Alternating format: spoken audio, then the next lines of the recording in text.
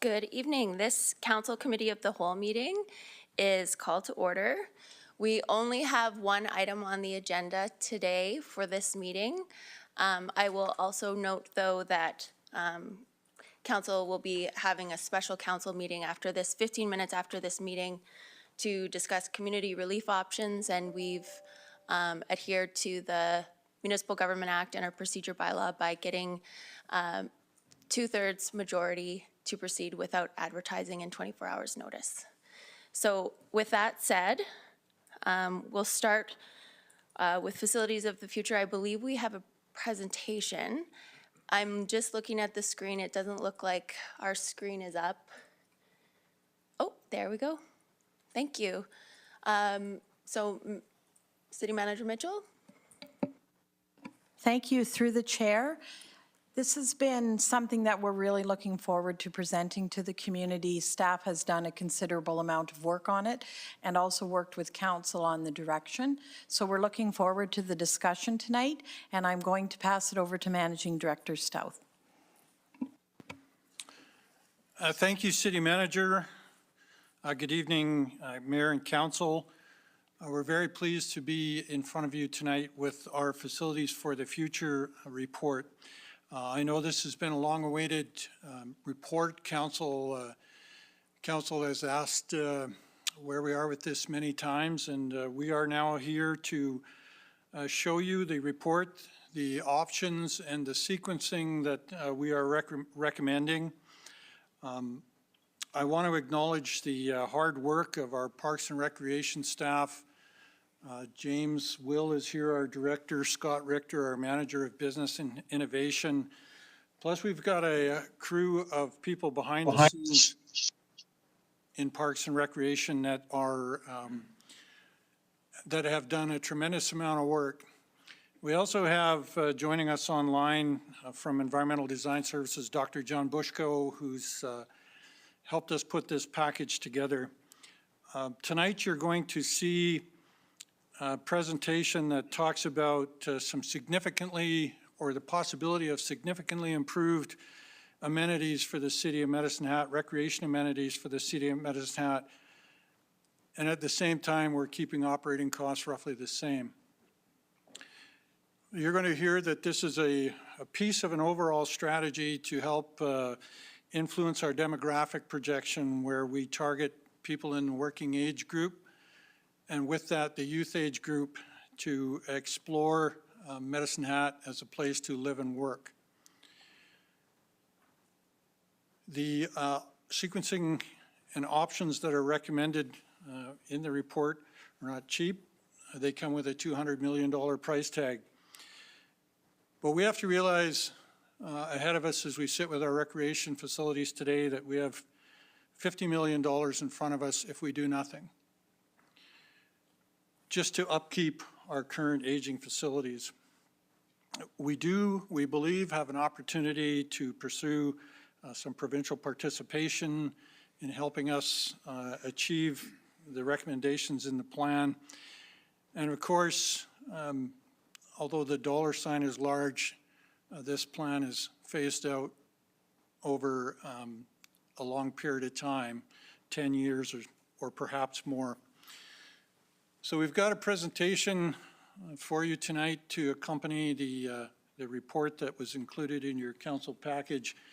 So with that, I'd like to introduce our Director of Parks and Recreation, James Will.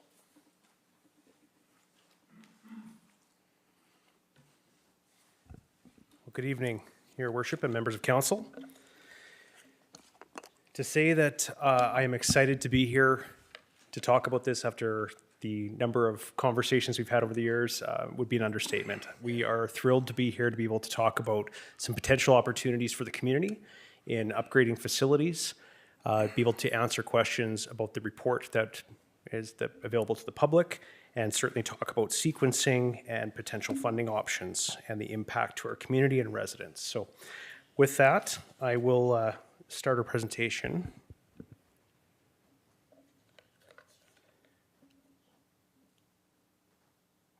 In theory. I'm not sure if I ever point this in the right direction. Is it turned on?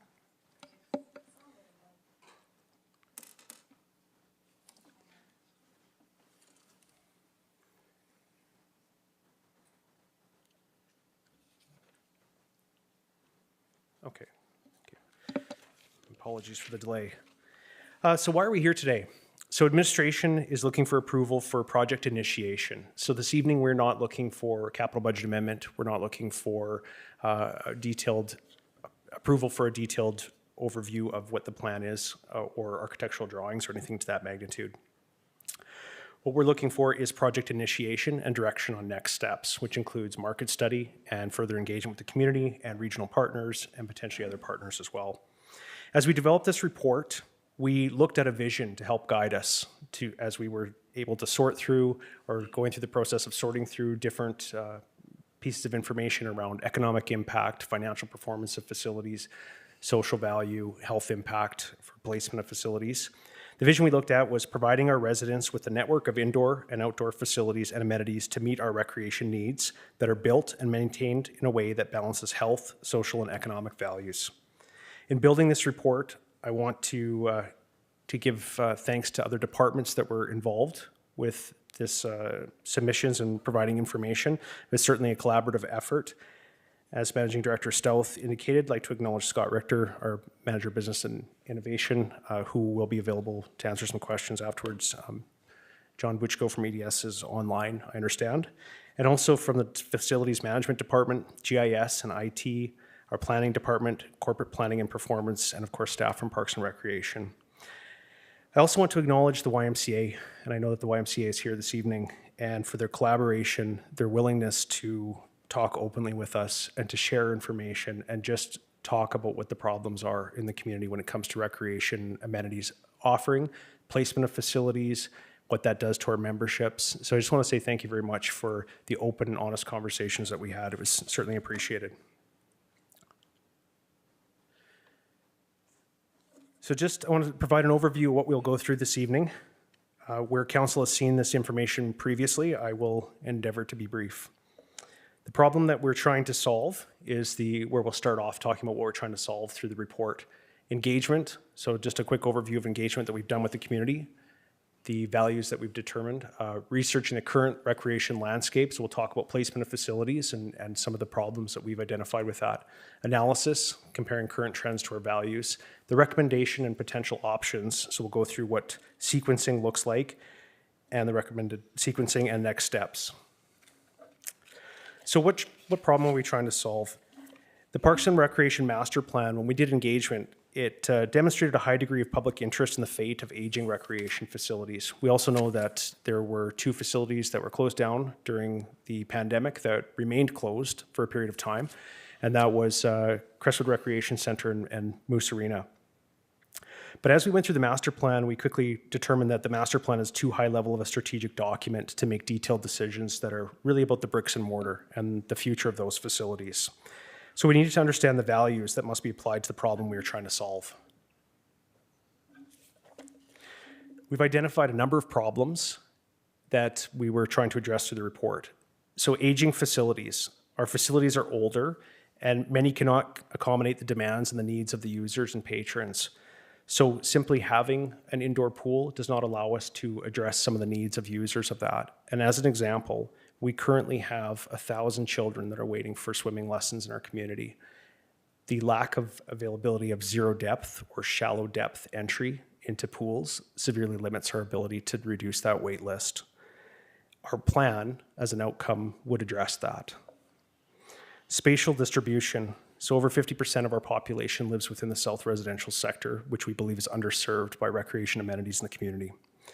The placement of current facilities, and when I talk about public facilities, for the purpose of this report, we are using the YMCAs, the 2 YMCAs, one of them being City of Medicine Hat owned, the other being the Downtown YMCA, which is located and constructed on city-owned land, Crestwood Recreation Center and Big Marble Go Center. The aging population. So we're projected to have a much higher mean age population between now and 2050, and we can see that. This is actually pulled from the Municipal Development Plan. Between now and 2050, if these numbers come to fruition, we would lose 950 student age population based on these projections. which means that would have an impact to Medicine Hat College, to our school system, to other post-secondary education, and certainly an impact to our commercial and industrial sector, which makes up about 38% of our assessment revenue base, which is problematic because our facilities are getting older, the costs are increasing. And if we start to lose individuals who are paying taxes or individuals who are working to support that commercial industrial sector, and we lose those businesses, we have to cut that assessment pie differently, which means we have to then look and say, where does the tax revenue come from? A decreasing return on investment. We have to explore the facilities that are underperforming, and there's a reason why facilities are underperforming. Some of it is what we're able to offer in the facilities, some of it's placement, catchment areas. Other problem is aligning decisions with values, so ensuring our local values resonate with the decisions that we make.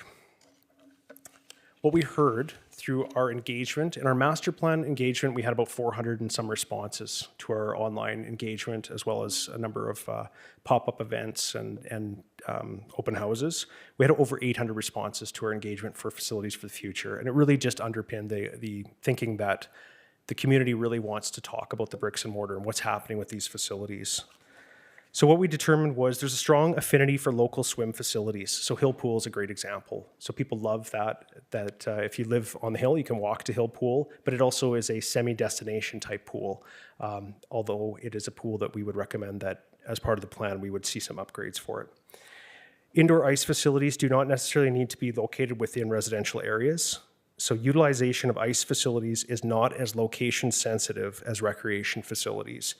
And the general acceptance there is that hosting events like tournaments and larger events are better done when facilities are put together. There's lower operating costs for the community to support ongoing operations of an ice facility if they're twinned. More residents than not are willing to support a council decision that may result in increased allocation of funds and a higher priority towards recreation than other civic services. The three most important values of the survey respondents are safety in and around facility, parking, and having facilities close to home, although we know that that does differ between recreation amenities and ice. What we've determined, so we've done research on facility planning. Part of it was through our past public and stakeholder engagement, recent engagement with council on priorities and the council survey to determine values and priorities, review of surveys, best practices, and other organizations such as Yardstick, Alberta Recreation and Parks Association, discussions with Strong Towns, and with other stakeholders.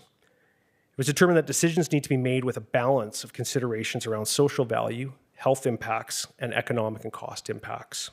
So the established 10 values that came out of this process, I'll go through them in the next slides. So value number 1, so placement of facilities. They need to be accessible via active transportation, and facilities contribute to a sense of place and community when they're located within neighborhoods. Placemaking. So people certainly have nostalgic connection with facilities that are existing, but we see that there's opportunities to create new placemaking opportunities and memories in the community. Balanced perspective. So we need to balance the social, economic, and environmental considerations when we look at existing facilities, their performance, and performance of potential replacement facilities. Facilities that are inclusive and accessible. They need to be easily accessible for people regardless of age or abilities. And we've dug into this to some degree around facilities like Crestwood, where we see a smaller group utilizing Crestwood Recreation Centre. One of the challenges with Big Marble Go Centre is our pool has a variable depth pool. We don't have a stairway system into the area where Aquafit is. And so individuals with mobility challenges would actually prefer Crestwood Recreation Centre because you can use the stair system that can be installed to get into the pool. At Big Marble Go Centre, there's a lift that would need to be utilized. And we recognize that individuals may not want to use that to enter a pool if you have mobility challenges. And we want to make sure that there's offerings that allow people to utilize our facilities with dignity and maintain dignity and respect. Attracting youth. As I talked about losing 950 student age population, we want to positively impact our demographic projection over time. Multifunctional space, so develop new facilities with a variety of use and activities. Residents first. We heard from the community. Meet the needs of Medicine Hat residents first, then explore tourism growth. Social impact. Social considerations are of equal importance as health and economics. And that really came through, we've heard from the community, what we heard from our council survey, social, health, economic impact to balance those priorities. The current recreation landscape. So a facility needs a certain number of membership or patrons on an ongoing basis to be viable. We know that many recreation facilities in smaller communities are subsidized through taxes. And in some larger communities, those facilities are actually able to operate without a subsidy as long as the catchment area or the facility is built and designed and put into a neighborhood that has the population to support it. Current memberships in Medicine Hat are extremely low, and it's from our view because of facility placement, which we'll talk about and showcase a visual. Oversaturation of some types of facilities in our market, such as fitness centers, are not running efficiently on a square foot per member basis. We currently have about 2,500 members at Big Marble Go Centre and Crestwood Recreation Centre, about 300 members. We had some learnings from when we have had conversations with the YMCA who were good enough to actually show us some facilities around the province. And we saw placement of facilities in Calgary that operate with no ongoing capital or sustaining capital and no ongoing operating cost to residents. We are far from that as far as our population base. We don't have the base to be able to say we're going to be able to run these facilities with no net operating deficit. That being said, our current placement and overlap of facilities is not allowing us to see less of a subsidy for these facilities, and we'll go talk about that. In a comparison with other communities, we looked at Airdrie, Grand Prairie, to name a couple, and have done a benchmarking around our net operating cost per visit. So you can see our revenue per visit, operating expense per visit, and net operating cost per visit.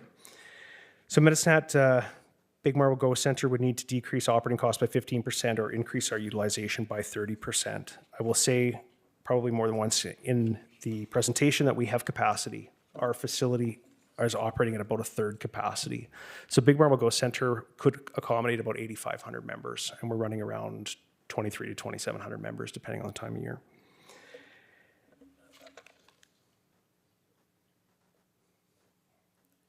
Current recreation, outdoor pool utilization versus operating costs. So we completed a assessment for Hill Pool and Strathcona Pool. Strathcona Pool, as you'll see throughout the plan, we don't have any projected major capital expenses for Strathcona Pool. We don't see any major changes for it. It sort of serves a bit of a niche market with it being a shallow pool and doesn't have the zero depth entry, but we see that being accommodated potentially with other options that we'll put forward to council. We have seen that utilization increased at Hill Pool. It is our most popular outdoor pool, was also our most popular outdoor pool before Heights Pool closed, or remained closed because of the drainage issue that's currently with the facility. We've seen Hill Pool cost increase due to increased need for scheduling guards. We've seen such a great utilization of that facility. I think the placement of it is great, and I think our community values Hill Pool. This slide, when you see the overlapping circles, is what we want to talk about as one of the major contributing factors for why facilities are performing less than optimal. The term we use is that we're cannibalizing our membership between these facilities. The evaluation was based on a 3-kilometer radius of what each facility has for local catchment areas. So you can see at the top of that, we have Big Marble Go Centre.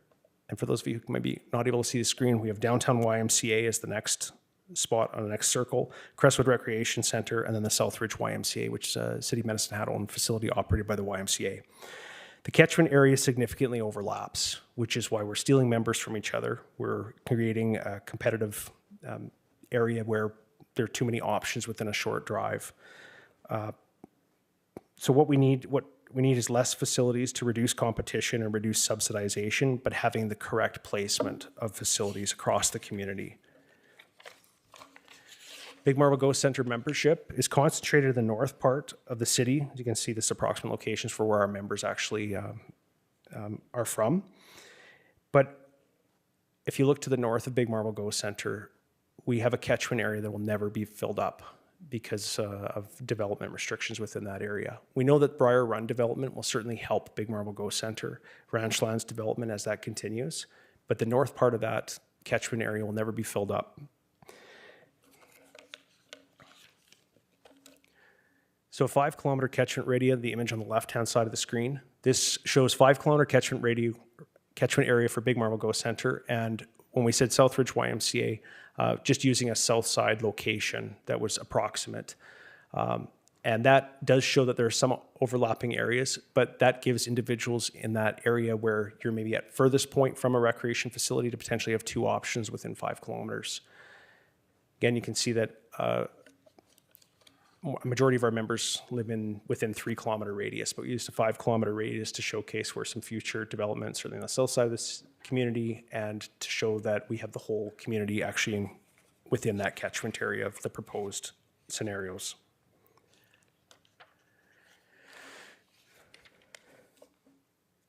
So as I mentioned, Big Marble Go Centre has capacity for about 8,500 members. At 8,000 members, we break even on the facility. And the facility is designed to accommodate about 8,500 members. Placement right now, we've seen from conversations with the YMCA, positive conversations, that we've all seen an impact with members going to and from facilities, choosing whether or not they want to have a membership at Downtown YMCA, Big Marble Go Centre. I think I can speak quite openly that Big Marble Go Centre expansion very much likely hurt the YMCA's operations. Calgary YMCA, as I mentioned, the 2 largest YMCAs in the world, not operating with any ongoing sustaining capital or operating funding from taxpayers because of the correct placement of those facilities and the correct number of memberships.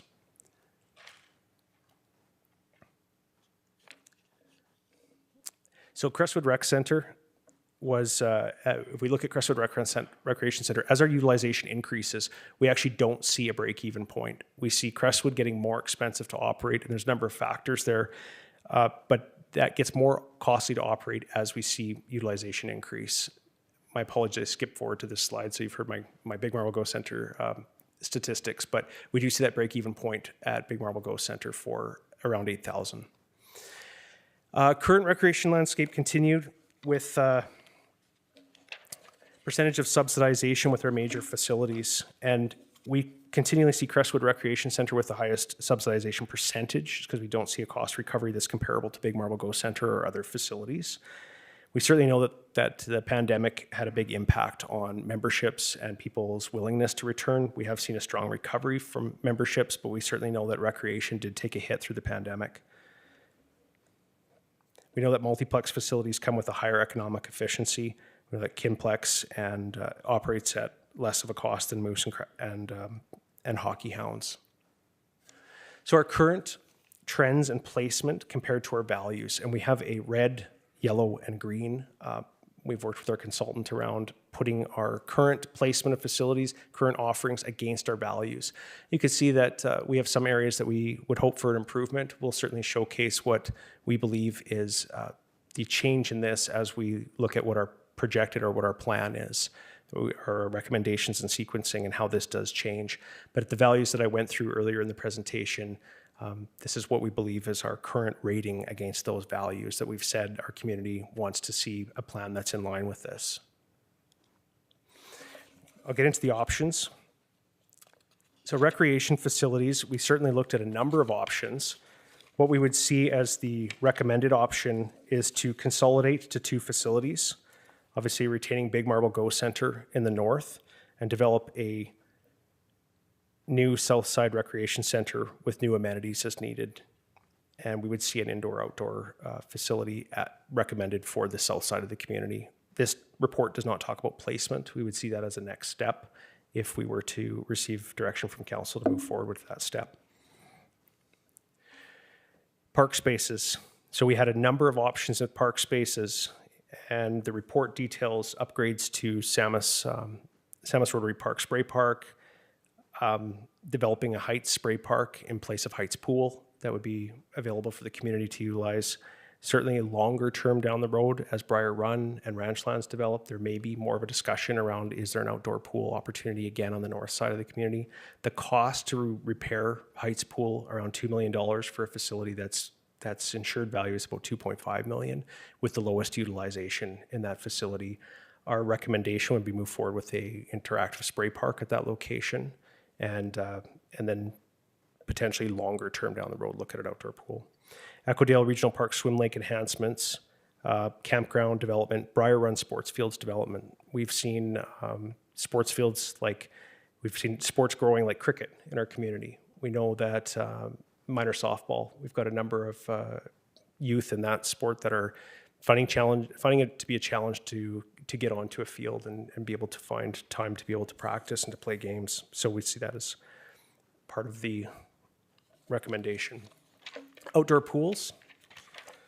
Enhance Echo-Dale Regional Park based on Echo-Dale Regional Park future plan that council has not seen. So we have not attached this as an appendix to the report because that is an entire presentation on itself about what some potential options are. And when we look at the costing for what could be done with Echo-Dale, that's why there's such a range of $4 to $20 million. And that would be from installing utilities that would allow us to bring in more potable water to allow increased camping options and potentially getting rid of our small water treatment plant. It doesn't create potable water out there, but it does kind of purify the water that we use for the swim lake and then it spills over into the boat lake. And then the higher end of that would be some larger improvements that we would see to the swimming pond and to the area around there for just more interactive options out there. We also see an upgrade to Hill Pool. So our view would be that after we twin arenas, we would actually look at the site for Hill Pool, and instead of just adding in a liner or a tank replacement, it would be a full overhaul and a new tank, new design for Hill Pool in that location with zero depth, which is like a shallow entry. So it's like kind of a beachfront that goes down and gets deeper as you walk in further. Ice rinks and curling. Our view, we've looked at everything, including a need for a quad rink. Our view at this point in time would be twin ice sheets for hockey and ringette and figure skating and sports like that, and then plus curling. So whether that's 6 to 8 sheets for curling. We looked at quad ice. We would recommend not building a twin site without the ability to add 2 more sheets at some point in time. So don't set yourself up in a location where you can never go to 4 sheets because the synergies really come from being on one site. Indoor aquatics, so new aquatics, large pool. This would be certainly speaking fairly openly about conversations we've had around for facilities to operate successfully. That would really be an amalgamation of facilities like a downtown YMCA, the Southridge YMCA. We don't see the Southridge YMCA as having enough land for us to actually put a recreational pool there. It has space for about a 5-lane lap pool, which is really not what the community is looking for. The community is looking for the shallow entry. They're looking for interactive, certainly lane swimming as an option, so some fitness and aquatics, aquafit space, but also looking for really, you can go and you can have just a recreational swim. We see almost no recreational swimming at Crestwood Recreation Center. I would imagine, I think probably the YMCA would see a very similar experience with the downtown YMCA pool. It's an older design and doesn't mean the pool isn't necessarily in bad shape there, but it's not a design that is really interactive or that the community is looking for. So you'll see throughout the report different ways that we've showcased cost, a cost that would be annual tax increase. And we saw this from another community and we use this as an example. There's a couple of spots in the report, it's not the comprehensive list. These were some examples to showcase how you could certainly cost out and showcase to taxpayers what this would cost. I will go through the total cost of the plan. I know that Managing Director Stealth did allude to it, but this includes the cost to sustain existing facilities. We look in here, and the lower portion of it is really our foregone cost, our costs that we're not going to be essentially taking on. So if we're not operating these facilities that do have a requirement for capital upgrade or sustaining capital from now to 2050, that cost, we would say we're not spending that money, so that goes towards the cost for the new facilities. We do see no significant increase to operating costs in spite of the additional outdoor pool, and that's because the newer facilities are, with our membership changes that we would see by amalgamating facilities, by the operating synergies, we know that the twin rink operates with less of a cost. So certainly have worked that. We can't say to the dollar that there's not a dollar difference. We just know that based on the projections that we have a really high rough order of magnitude about the operating costs for these facilities. And as an outcome of this, we'll be looking to do that next level of dive as far as actual detailed planning. So our capital costs, when you see, we talk about the 50 million and where did the 50 million come from as far as ongoing capital costs. We have a projected 10-year plan that we know to some great degree of certainty around what's required with these facilities. As you look out to 2050, we know that to sustain existing facilities, that gets harder to predict. So our 10-year plan for capital is quite solid. We do have a plan that's around $42.5 to $44 million to sustain existing facilities. That some of those numbers are a couple of years old. We believe that plan will be around $50 million or in excess of that. If we've seen 30% construction costs increase over the last in some of our projects, we know that that number is going to be higher. We're probably north of $50 million to sustain existing. So some of them you'll see the next 10 years of capital costs only. The lifespan of paying back was over a 25-year period. This also assumes that the City of Medicine Hat takes on the entire cost of this. So there's no partnerships or there's no funding provincially. That's where we looked at it, is what is the worst case scenario? What would it cost Medicine Hat if we took on the cost of building these new facilities with the foregone capital? So that is really our worst case scenario if we never had any partnerships or didn't sell any naming rights or had any opportunity for increased revenue. So some of the funding options for the plan is a formal partnership with the Government of Alberta. So in the 1980s, Echo-Dale Regional Park was developed with infrastructure funding from the province of Alberta. We would see that this is a potential opportunity, especially if we go back with projects where we did receive previous infrastructure funding or capital funding from the province, to go back and talk about a partnership. Increased collaboration with regional partners through the Intermunicipal Collaboration Framework. Obviously debt financing, sale of naming rights and sponsorships, and partnerships with third parties like Medicine Hat College, working with the YMCA around what the future of facilities looks like. These are all certainly options that we would want to explore further. So phase one, it's challenging when we project what our phase for development is. When we assumed that we don't have a power supply restriction. So we looked at what would we do with our sequencing if we were able to build anywhere within the community, and to not have any restrictions around that. This is what our best plan would be that we would put forward as our recommended sequencing. And we talk about a 5+ year horizon. We know that many of these in the phase 3 could be a 5 to 10 year horizon. But the phase 1 to 3 years, the construction of Twin Ice Arena with curling sheets. And the reason for that is, why does it have to move first? Because we can't do anything with the site for Heights or for Hill Pool until we move ice rinks. And we need to build ice rinks first before we would move or tear down the existing. Recreation facility, so construction with a Southside recreation facility with both an indoor and outdoor aquatics and a fitness floor. And why indoor and outdoor on the same site? We see operating synergies when it's 35 degrees or a nice day like today, and we have patrons that are wanting to be outside, not inside.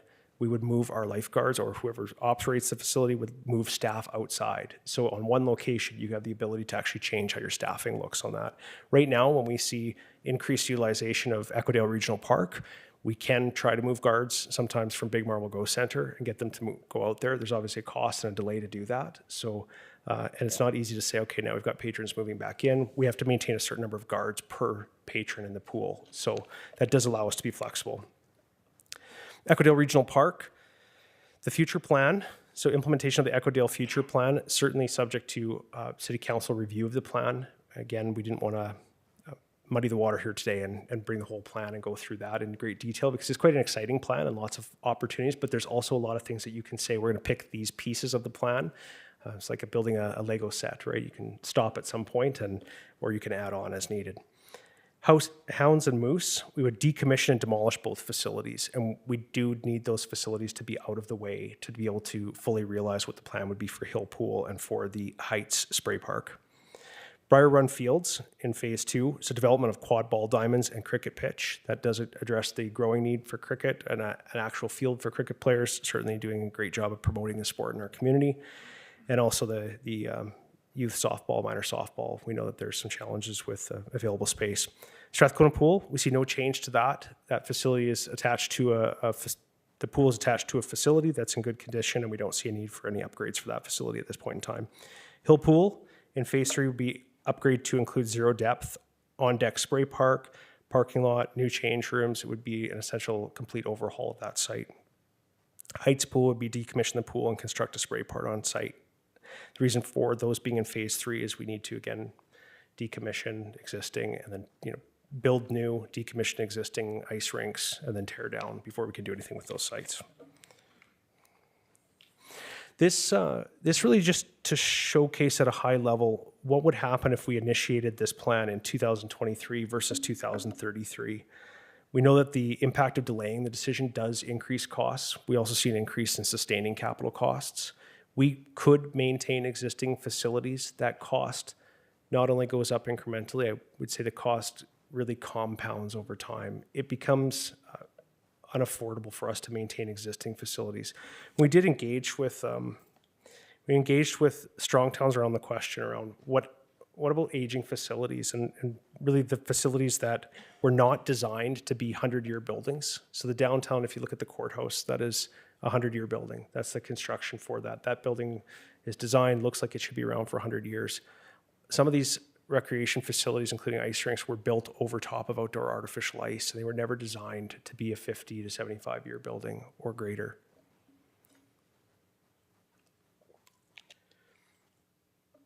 So I won't go into detail with all of the increased costs there, but we know that our costs do go up significantly if we delay a decision, even though some of these decisions and building these facilities have to go through the phases. That 5+ years doesn't really start until we make the first move on the first facility in phase 1. This again is just at a detailed, closer look. The bottom of the first column, so our total around 160 million to 212 million. The range for that is, Equidale is obviously a wild card factor in there. We could do everything from 4 to 20 million. That number increases significantly if we were to say, let's actually add a bridge to the other side of the river. We'll add another 21 million on top of that.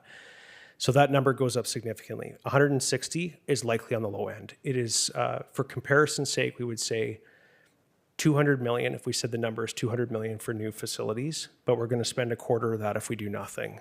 And so we see the opportunity is, what happens if we said, okay, instead of spending a quarter of that on facilities that we know aren't meeting the needs for accessibility, for inclusion, for allowing people to access the pool, for eliminating our 1,000-child wait list for swimming lessons, what if we took that money and put it towards the new facilities that we know would do that?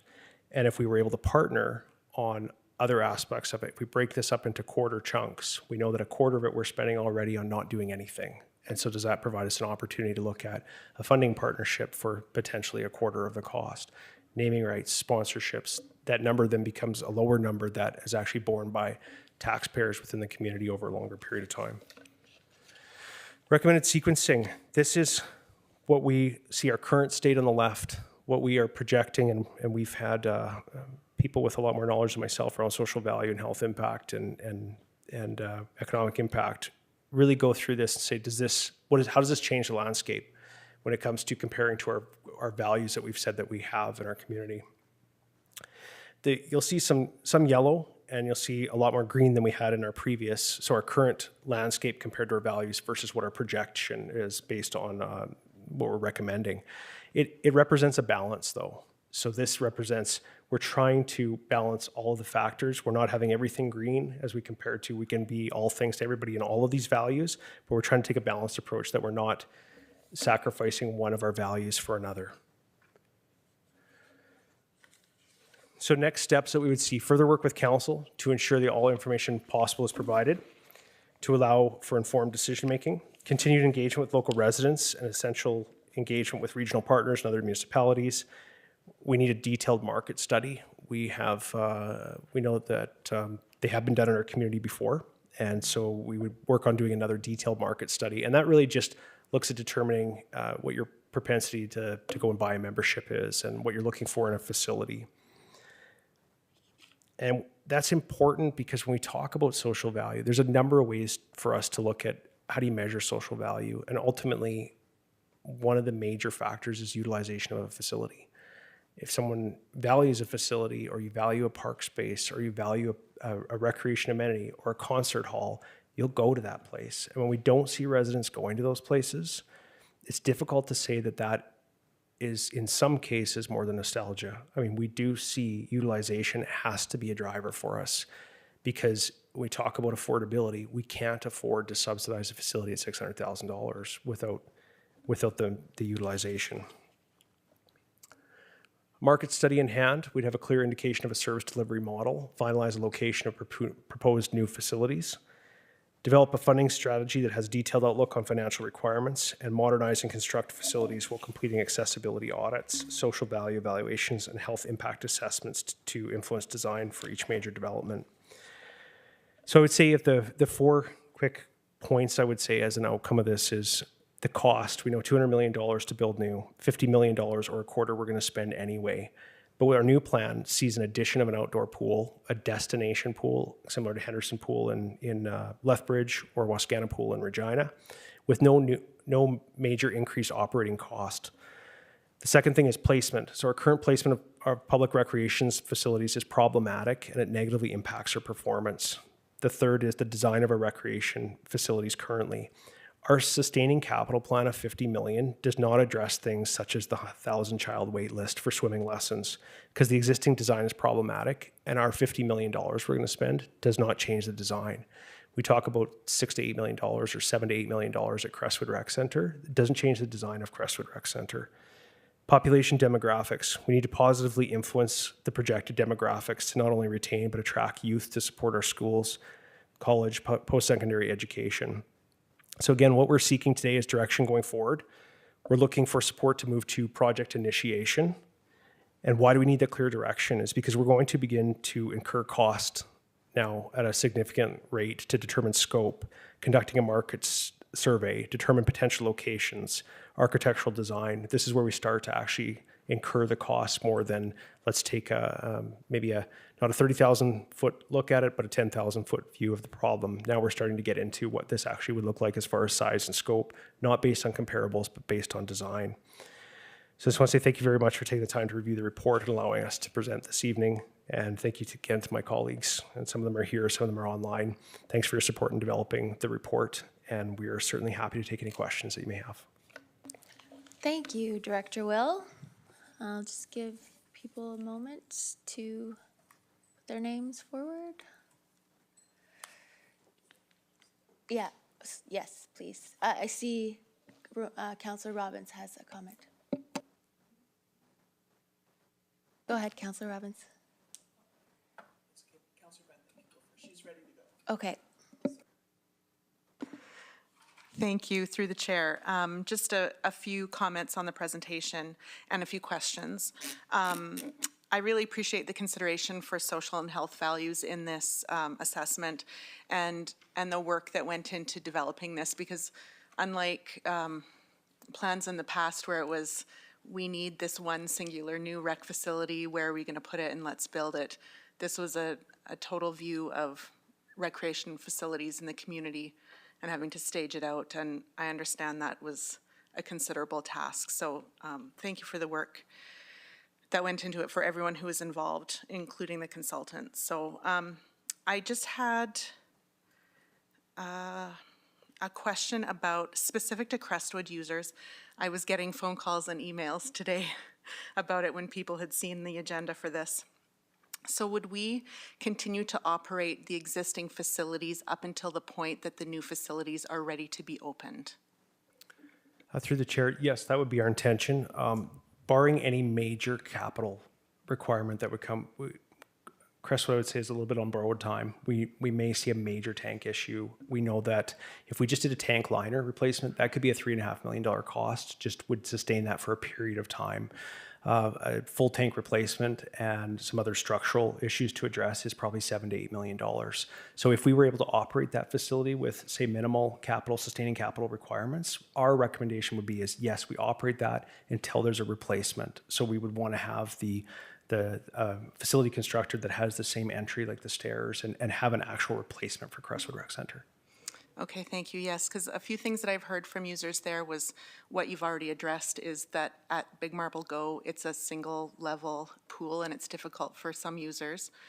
And that a lot of people I know that live in Rosclin and Taylor, that end of the city, when Crestwood closed, instead of going to Big Marble Go, they just quit using rec facilities because they didn't want to drive across the city.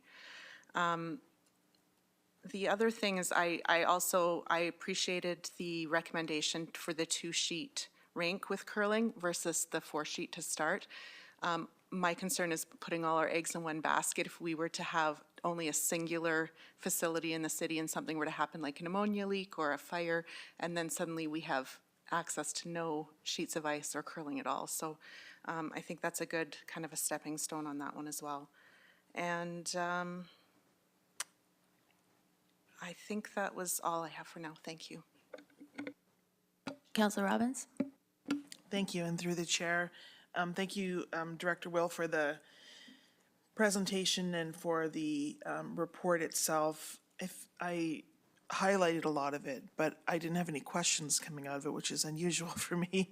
I usually have a lot of questions, but I don't in this case, probably because of the work in public services on Parks and Rec Master Plan. And but anyway, the only thing that I didn't maybe get from the report was information about ice usage, but I realized I don't really need that because what you're saying is we have ice usage at 2 standalone facilities, and that ice usage would be transferred to the twin facility, so it's not really critical information, but I just want to make sure that's why that wasn't included. Through the chair. Yes, go ahead. Thanks. Through the chair. So our utilization during a prime time is around 90%. So it's when we had Moose Arena closed, we were trying to push that prime time. So now we're saying it's not 7 a.m., it's 6 a.m., or it's earlier and it's later.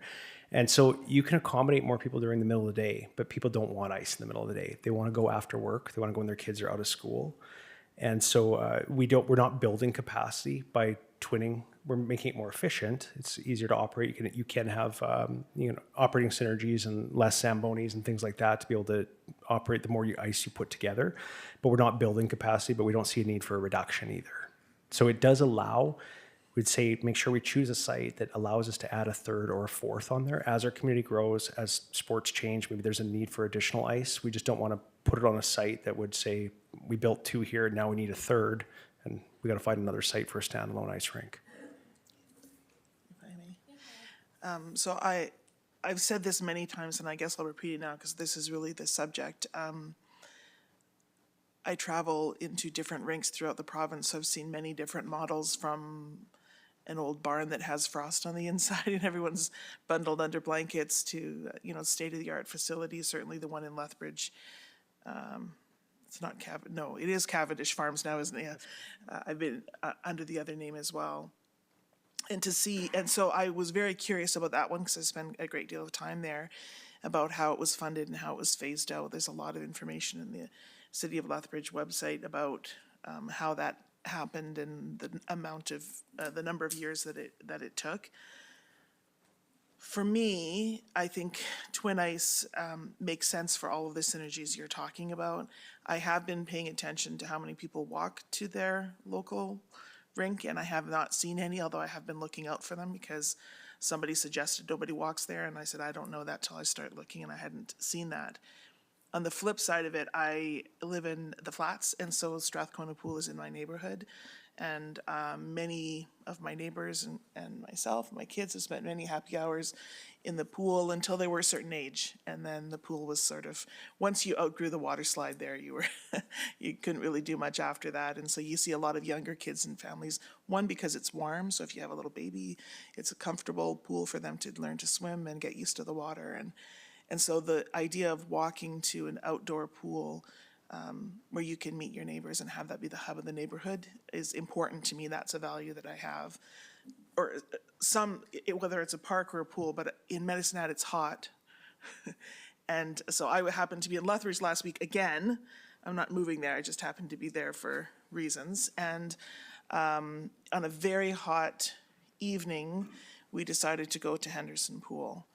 And I had not been there before. I've seen it sort of on my way to the rink, but only in the wintertime. I'd never been there in the summertime. I counted 10 lifeguards on duty because of between the water slides and the splash park and the sort of climbing wall, there was a lot of reasons to have a lot of lifeguards around. So I was kind of curious about the operational cost, but I didn't ask anyone because I'm not that snoopy. But I would imagine there was an operational cost of that kind of destination pool, but it was a destination. I saw families like grandparents with little kids in the splash park and then older kids playing and all picnicking together on the grass. And I thought, oh, that would just be a wonderful thing on a hot Medicine Hat day that we don't have. Not everyone can afford to drive or has the capacity to drive out to Echodale to have that kind of experience. And some people don't want to be in Echodale, with all due respect to Echodale. They want to be in a chlorinated pool instead. And so anyway, my priorities here really are to have pools in neighborhoods, to have a pool that is a destination where people want to go. I think an outdoor pool is a good idea. I'm not convinced, based on this information, that a rec center with a pool and a gym is required for, because what I'm hearing you say is that we don't have enough members at Big Marble Go, which is a great facility. We toured there recently for the opening of the Big Marble name and played some some tag almost with what were you playing? Anyway, Councillor Sharps. Nerf, yeah. And I really like the facility, but if we can't get members to go there, I'm not sure that placement of the facilities is what's causing people not to be members. I guess maybe that's what I'm getting down to. I have questions about that, and I think the market study will answer these questions for me. I don't think you can right now, probably, but I get where you're going with it, but I don't see that as the driver. And I'm also worried when businesses already and nonprofits like the YMCA already do this, where they sell memberships for a gym, should the city be doing the same thing or leave it to the market as it exists with those other places? So that's the one thing that sort of stuck with me, is I like the twin sheet of ice and replacing the two older rinks with something much more efficient and modern. I like the idea of a destination outdoor pool, like even what many people from Medicine Hat go to Redcliffe because it's really fun out there for kids. You can spend a good portion of an afternoon with happy kids, tired at the end of the day. But I'm not convinced the rec facility with the pool and the gym is necessary for our size of community based on some of the comparators that you gave in the report, which is comprehensive compared to other communities. So that was a lot of comments. It's not really a question, but those are my thoughts after hearing from you and reading the report. But I thank you for it. It was really very comprehensive and answered so many of my questions. Lots of highlighting. Councillor Hyder? Thank you, Your Worship, through the chair. Thank you, James. This has been, as Managing Director Stouth knows, this has been on my radar for a while, and you do. I'm really excited about what came through with your report and really excited about the possibilities. I just had a question about the Downtown Y, and there was an option there about closing it, and you've had some really good conversations with them, so I'm just wondering, could they take responsibility of another facility, or how would that work, or? So through Go the ahead. chair. Pardon. I just said go ahead, but we said it at the same time. Sorry. Through the chair, so that we were cautious about saying that as one of the steps as far as causing alarm for members of the YMCA. We decided our only approach was to collaboratively say we have to talk about the problem. The city, as a municipal government, really needs to be concerned about the availability or provision of recreation within the community. So what's available for our residents? Similar, we use the example of restaurants. We don't need to run restaurants, but we need to make sure the market kind of exists that people want to start a restaurant here. Same thing is with recreation amenities. The difference is most recreation amenities within smaller communities don't operate at a net profit. And so for us, we would see as whoever operates, what our plan would be is the north and the south side recreation facility. We need to be concerned about, is it provided for the community? And the current design of the pools that exist, so Crestwood Rec Center, the Downtown Y, they don't meet that need that we have right now in our community for kids not learning how to swim and the community wanting recreation swimming. Those facilities, if we leave them in that placement and how that looks, it is problematic because they're all suffering from membership. So our view was to take 3 and put them into 1. So Big Marble stays as 1, the other 3 become 1. That could be operated by, obviously through an RFP process, being open and transparent, that that'd have to be an RFP process where I would assume that if the YMCA was interested in participating, they would be interested in bidding on that. But we just said we had to come here and talk openly about this is what we believe is part of the problem. It's not the only thing. Aging facilities are capital requirements. Those all contribute to where the plan led to and our recommendations. But we certainly would see that if the downtown Y was part of the closure, obviously we'd have to look at an RFP process around that and contingent upon something else being operating. So we're just saying we've collaboratively said this is what we believe the problem is. And so if a solution was a South Side rec facility, we wouldn't certainly go and want to shut the YMCA down without having them operate within our community to some degree. Thanks, James. I appreciate that. And I just wanted to make sure I had clarity. And again, really excited about this. So thank you. Councillor Knodel. Thanks, Mayor Clark. Through the chair to Manager Will. So I have a question about location, and I understand that we're not quite there yet. It's a bit of a cart before the horse question, but I am interested in the potential of the property down by the Y where the arena sits at this point in time. I think that there is there's energy, the possibility to create more energy down there by putting a rec facility, whether it's ice. I don't see a pool down there that in my imagination, but I do imagine ice being a possibility. I think that there's some positive, there would be some positive benefits to building something like that down there. So would the infrastructure in the area support quad ice as it is currently? So through the chair, that location, I know when we talked about with committee was trying to have some conversation around to determine values around, is thickening up the downtown, is that a priority? Is it, no, let's move ice to the side of the community? Should it be walkable? That location itself has the arena on the site. The current downtown YMCA obviously is located on that site. We have the curling club that we know is, speaking openly, doesn't have a long future ahead of it. That facility needs a lot of work to maintain, and it's $7 to $8 million longer term. So that site does potentially open up. Your biggest payback on that site, though, is multifamily residential. It is probably your lowest cost riverfront land that you'll probably find in the province. And that, as far as what the city's assessment would get back, was likely the best investment would be to have some kind of multifamily. Maybe there's hotels there. I don't know what that looks like. Could certainly, from a power perspective, I believe that's in the area where you could go develop. The only thing is our location of ice rinks doesn't need to be. There's no benefit to us being near a river. It would be at a site that says if we wanted to do something with this site, if we were never going to do anything else with that site, it's absolutely a possibility. It just doesn't incrementally increase any real value for those rec facilities or anything being next to the river. But if we never did anything with that site, certainly that's an opportunity for us to look at that.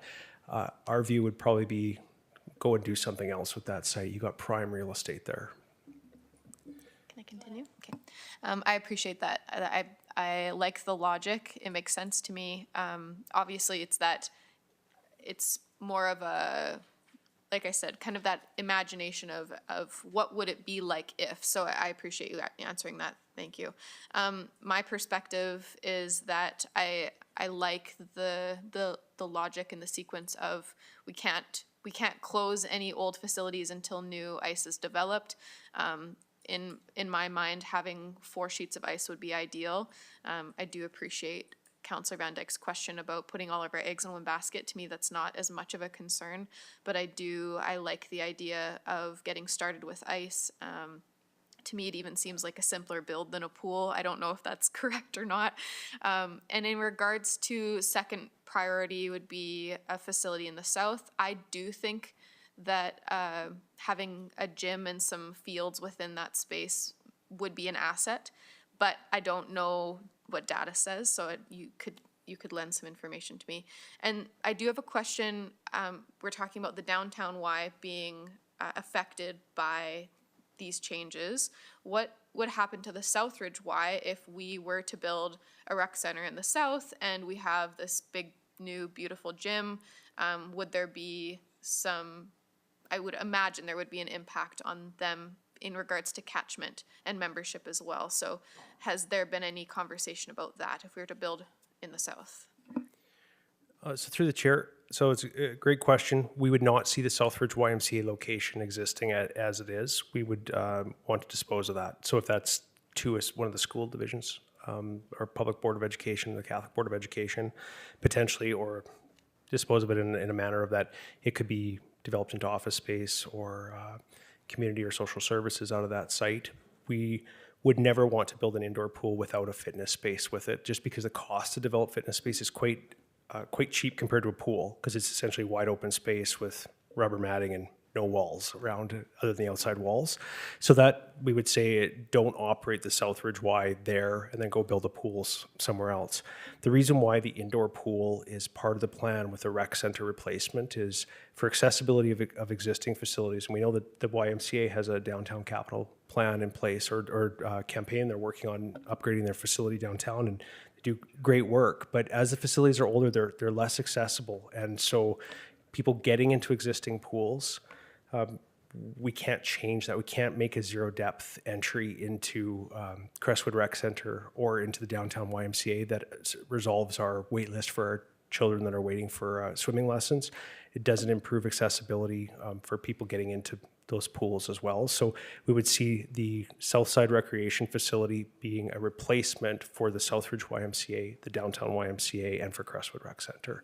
So those locations then we could do something different with those sites. Obviously, the Southridge YMCA is in a partnership with the Catholic Board of Education and the Public Board of Education as well. So wouldn't be just, couldn't talk to them about it. Obviously, there'd be a conversation we'd have to have about that. Thank you. Through the chair, one last comment. In regards to the other projects that have come up as a sequence afterwards, so for example, Equidale and Hillpool, I think that my priority would just be, at this point in time, would be ice and recreation in the south. And as we get our feet under us and prioritize the greatest need, then look at those other developments as coming in sequence after that down the road. But I do want to ask you, would you recommend, because we're seeing all of the facilities in Medicine Hat kind of aging at the same time, is there a particular amount of time that you imagine these next developments coming? Say we did pool in the south and we did 2 sheets of ice today. How many years down the road would be appropriate so that they're not all aging out at the same time? Through the chair, that's a really good question, because you build everything, which we saw with infrastructure funding and lots of cash injection in the 80s, and then we see these facilities that they're all aging at the same point in time. Your design, I think facilities like Moose and Howlands were so valued by the community over the years and supported, and volunteers and groups that raise money for upgrades and things like that to the facilities, but they have served their time. And so for us to say that they were built over artificial ice that was outdoors, we designed facilities with newer standards as far as the length of time that those facilities could operate. Not more of a barn type construction over ice. It would be more of a new design that we would look at for longer term. This plan will naturally have to phase it out, because if we were saying the whole plan that's implemented as is with the phases and the steps has to be multi-year, and we know that pool tanks over a certain period of time have to be replaced at a different period of time than what an ice slab does. So an ice slab, about 30 years. Curling rink got over 50 out of that ice slab before it had to be replaced. And we've seen the same thing with other ice rinks, but typically it's a 30-year before you're going to start to experience some brine line leaks, and potentially that's when you get into a situation where you need to start replacing that stuff. And you can't just pull the line out and put a new one in. You got to jackhammer it all out and put in new concrete.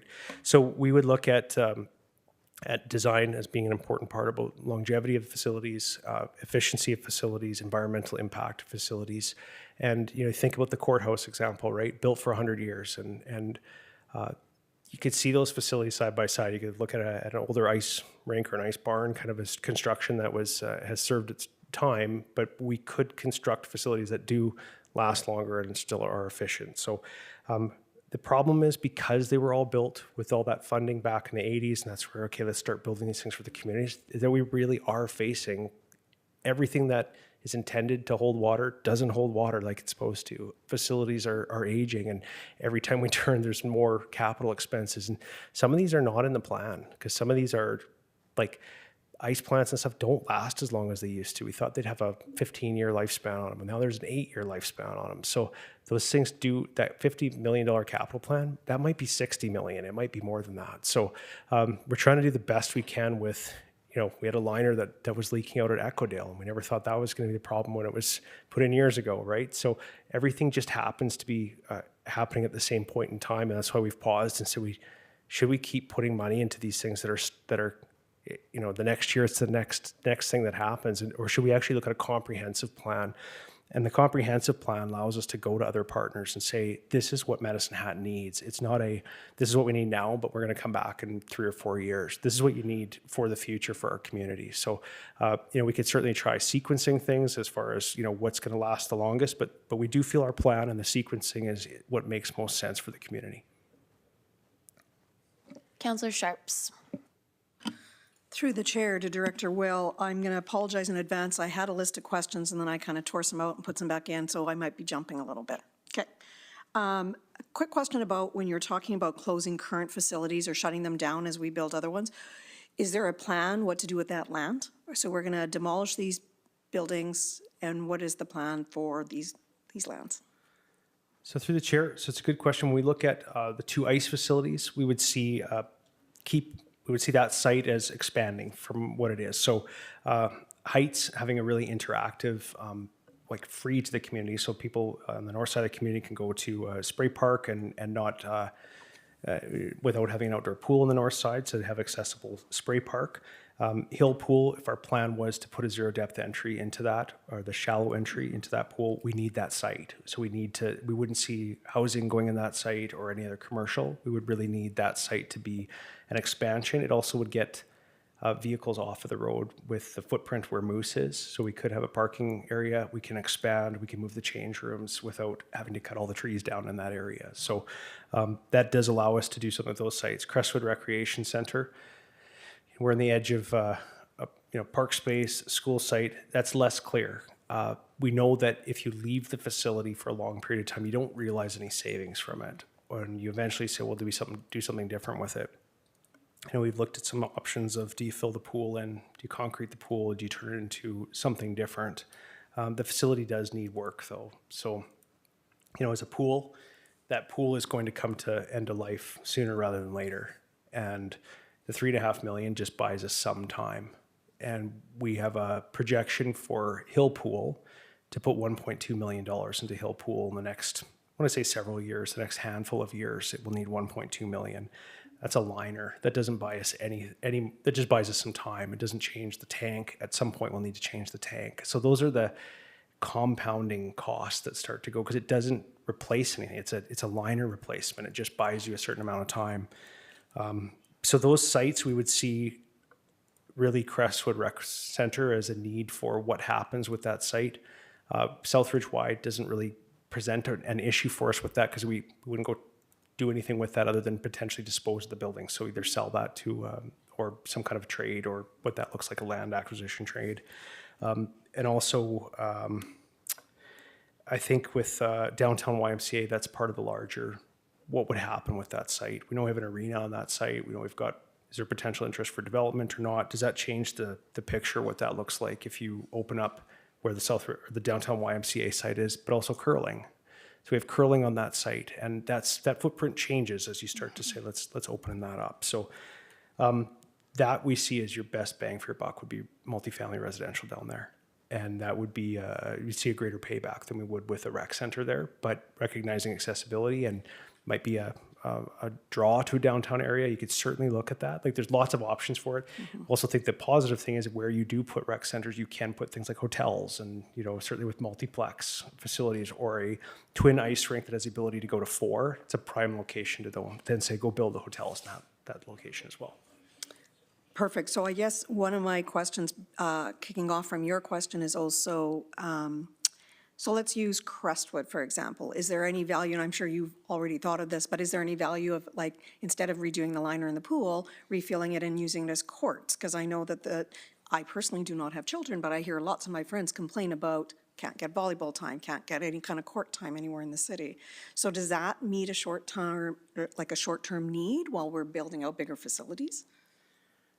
So through the chair, yeah, that's one of the things when we talk about, or when I mentioned about kind of concreting and filling in the tank, I think it's overbuilt for probably courts like that. It doesn't have enough space for the amount of real estate around it, but it is an option that, like, it's a valid question, and it's worth us going and exploring that to more detail. Also with squash courts is a potential option as well. We would need to find a home for squash. They host lots of great events and bring people into our community. I think they need 4 courts, I believe, to host kind of national, international events. So we would be looking for a replacement. The only squash courts right now are at the downtown YMCA. So those are potential solutions as we start to work through that. Yeah, we are working in this direction to replace these facilities. Is there an interim use or a long-term use or something repurposed? We would say no for the ice rinks because they're kind of single use. Those are going to move into something else. So we'll go twin those. We need that site to make it so residents can go there for an interactive hill pool and for a spray park on the north side. So Crestwood is the one question mark. Is there a potential different opportunity? Our facilities team, facilities management team will certainly likely have all kinds of comments for me, right? Yeah. Like, you can't do it at that site, or you can do it, or it's a great for something else. We just haven't gone to that level of detail with Crestwood. Okay. More questions. Sorry, Director Well. Same thought on ice. In my mind, twin is probably not enough, but again, I'm going by speculation and just community talk. So I guess I just want to make sure that we build enough to begin with, and we're not in a position that we build and all of a sudden we still don't have enough. So I feel like when I'm looking at twin, it just meets the immediate need. It doesn't have any kind of 10% growth or 20% growth. Or does it? I guess is my question. So through the chair, so we're not building any additional capacity with the twin. Okay. We could add on to Big Marble Go Center. If we wanted to, we could add on ice sheets out there, but it doesn't, there's no synergies coming from the ice plant out there. The way it's designed, it would be on the same site, but it wouldn't actually save us anything from an ice plant perspective. But to have sites where we said, if we need the sites to expand for hill pool and to do something with the Heights site, we have to move the rinks. If we could ideally just pick them up, put them together and put them somewhere else, we don't change any utilization then. So we don't impact any availability of ice, but it doesn't allow us to grow as we see other communities with aging ice rinks.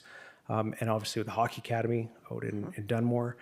So we just didn't come forward saying, let's build for the future. We see the immediate issue is we've got some rec facilities, indoor pools, they're leaking. Like, we've got problems right now as far as those facilities are not long-term sustainable.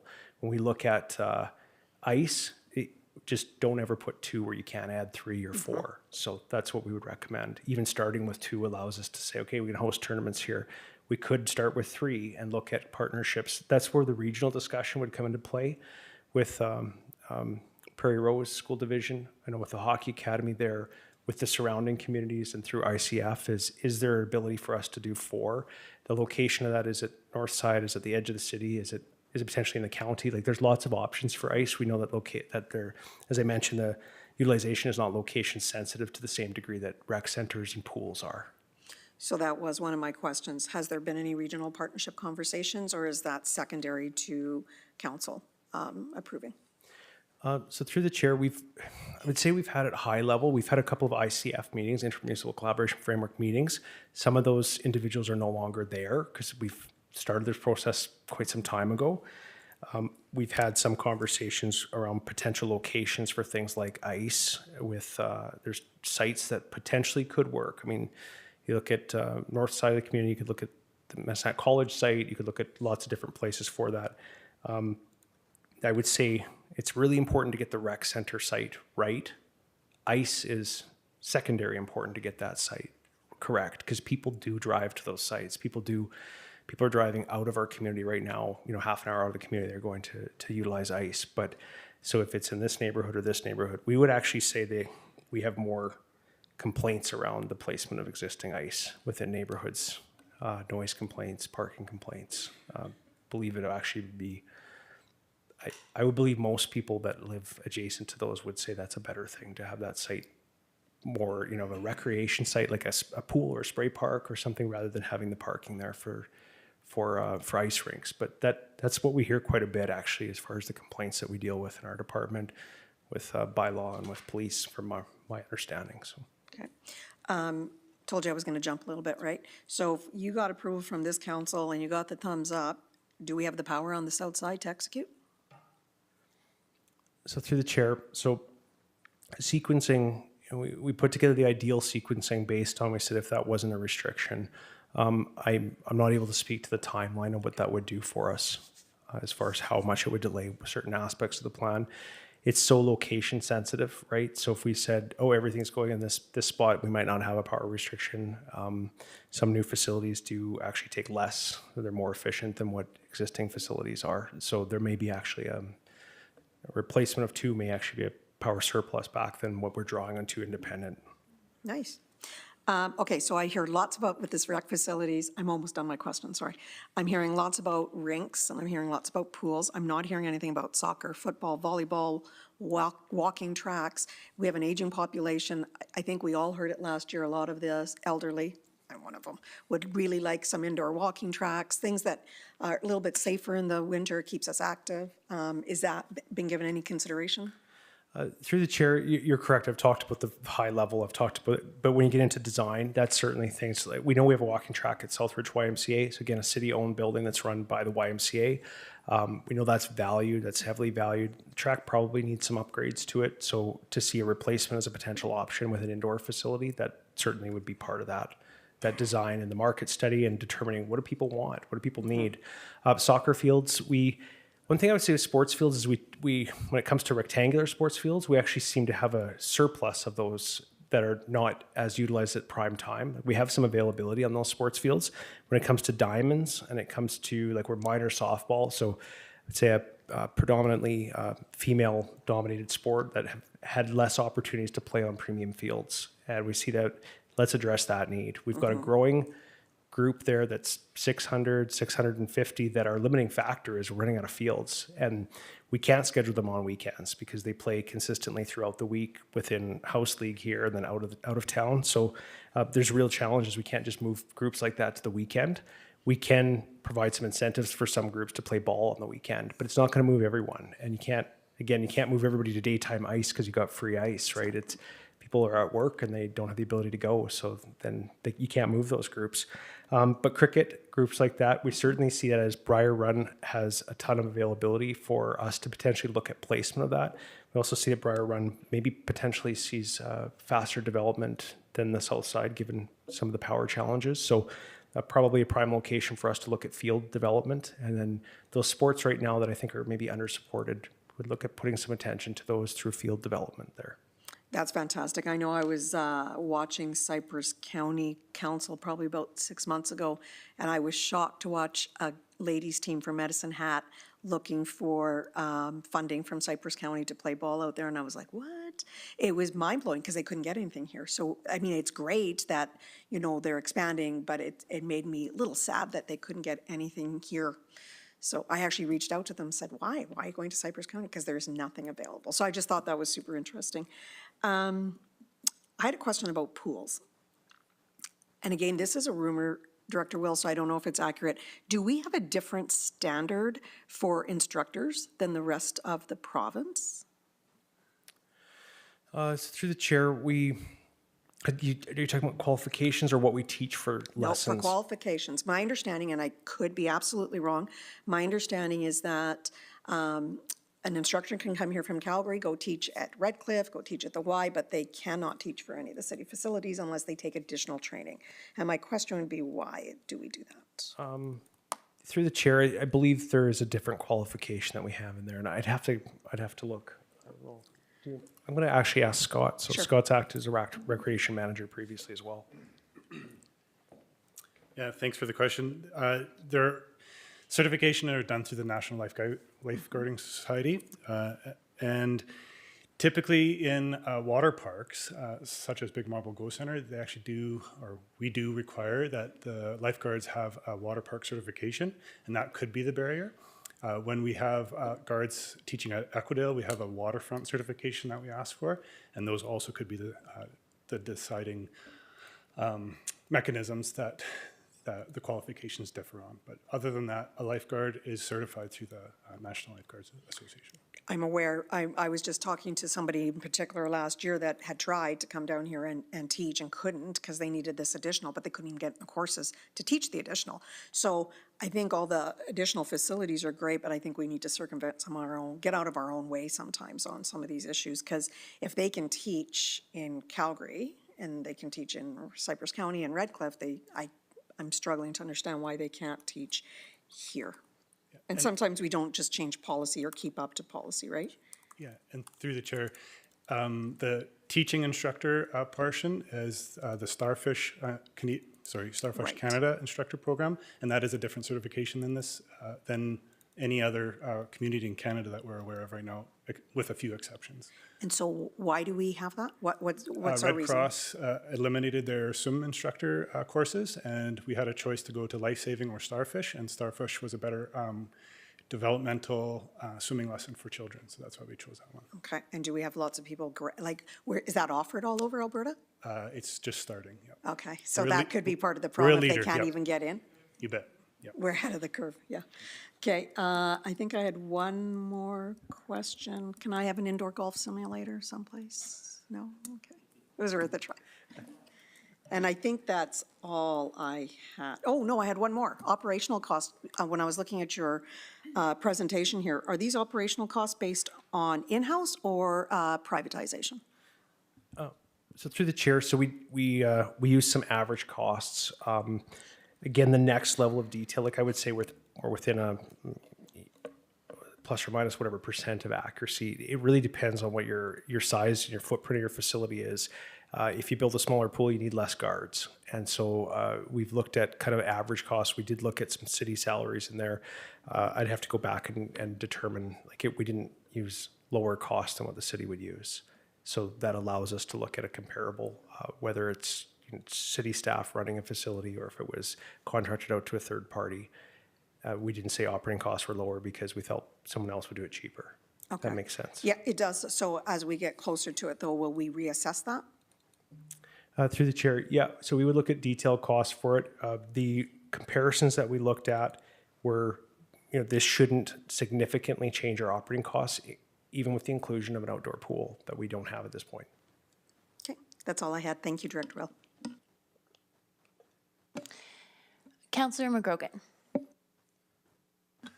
Thank you. Through the chair to Director Will. I had a number of questions for you, but I think they've mostly been covered except for one. But I first want to thank you for the presentation, and it is very obvious there's been a lot of work and a lot of thought put into this, and I really appreciate it. And I agree with a lot of your recommendations for all it's worth. So one of my questions was around potential privatization, and it always kind of baffles me that we have recreation facilities, and there's an outfit up near in the south that actually they're a private business and they pay taxes to us, so we're kind of competing against them, and we've got not-for-profits that do it.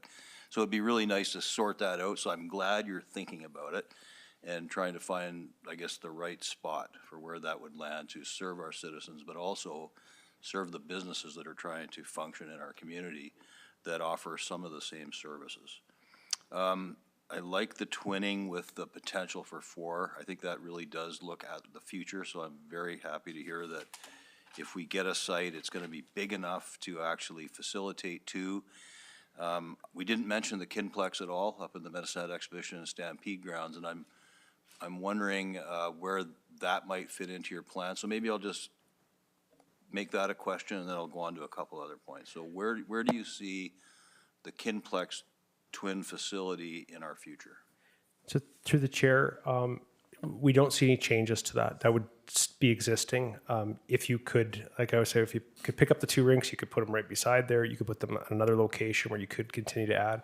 We have some utility issues up there. I think there's a little bit of a minefield around what we can do in certain areas where we could add on to that facility. But it's not, we wouldn't do anything to not have this as part of the plan. We would simply be replacing moose and hounds with the plan, but we wouldn't be decommissioning Kinplex or anything. If we could add on to it, if we could, essentially all your ice rinks would be in one location because that's your greatest synergies. Okay, thank you. I was just curious where it might fit in. And how about the infrastructure there? It's obviously city infrastructure. Where is it on the plan, I guess, of 10 years? Like, where are we with their ice plant, with, you know, the infrastructure itself? Through the chair, so we've just done some upgrades to Kinplex. Obviously, we have a longer-term plan. We don't see it as any immediate major issues. We've done ice slab, we've done boards and glass as well, so we don't see any immediate major challenges. We do have the external ice plant right now because we did have an issue with it and needed to get a replacement as we have ordered a new ice plant and realizing that we don't get 15 years out of them anymore, we get 8. So, yeah. Thank you. I noticed that and probably a good reason for putting curling with ice sheets. I mean, obviously it kind of makes sense, sharing an ice plant. But I am wondering, have we thought about the synergies of putting a curling rink in a rec center where it's visible and accessible? You know, everybody says, you know, curling's a dying sport, and I wonder if it's dying because it's not very visible. And I'm just wondering, and you don't have to answer it, but I'm just something, if you would consider that, or if you have, I guess, would be interesting to hear, because I do understand why it would work.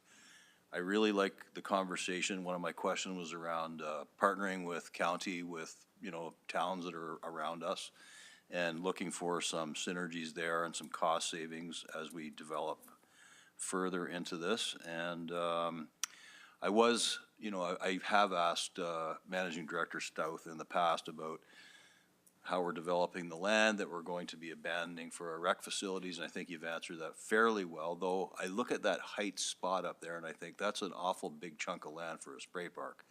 So there's probably some, you know, possibility of redevelopment, and, you know, but hopefully that's being considered as well. So it's obvious, again, that you're thinking of all these things, and I really appreciate it. I think that's really all I had. Most of my questions were asked and answered already, so thank you. Thank you. Councillor Dubanowski. Thank you, Worship. Director Will, thank you for the presentation. I didn't mean to go in the position I'm at, but in some cases, kind of echo the comments I've had the chance to hear. I've written down a lot of statements or questions, so I'm going to see how much people can bear with me. But first of all, I guess, kind of in the big picture sense, I see the Facilities for a Future report as really a state of affairs report, or I wrote down here, our best attempt to be all things to all people report.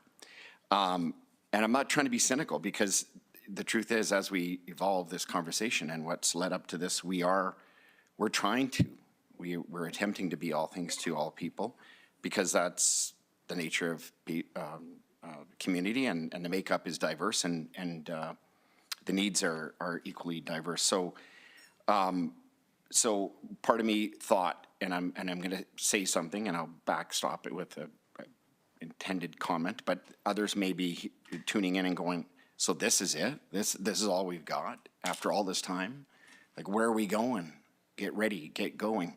And I think I'm going to circle back. Having a sense of the state of our facilities and the timing and the investment component is absolutely critical. So I want those who are going to imagine that statement or are thinking it in TV land, we had to do this. This was essential. And so I think one of the challenges that has been discovered or uncovered in this process is that as no different than other municipalities, we started to develop little pools and rec centers and things over time because it was economical to do that.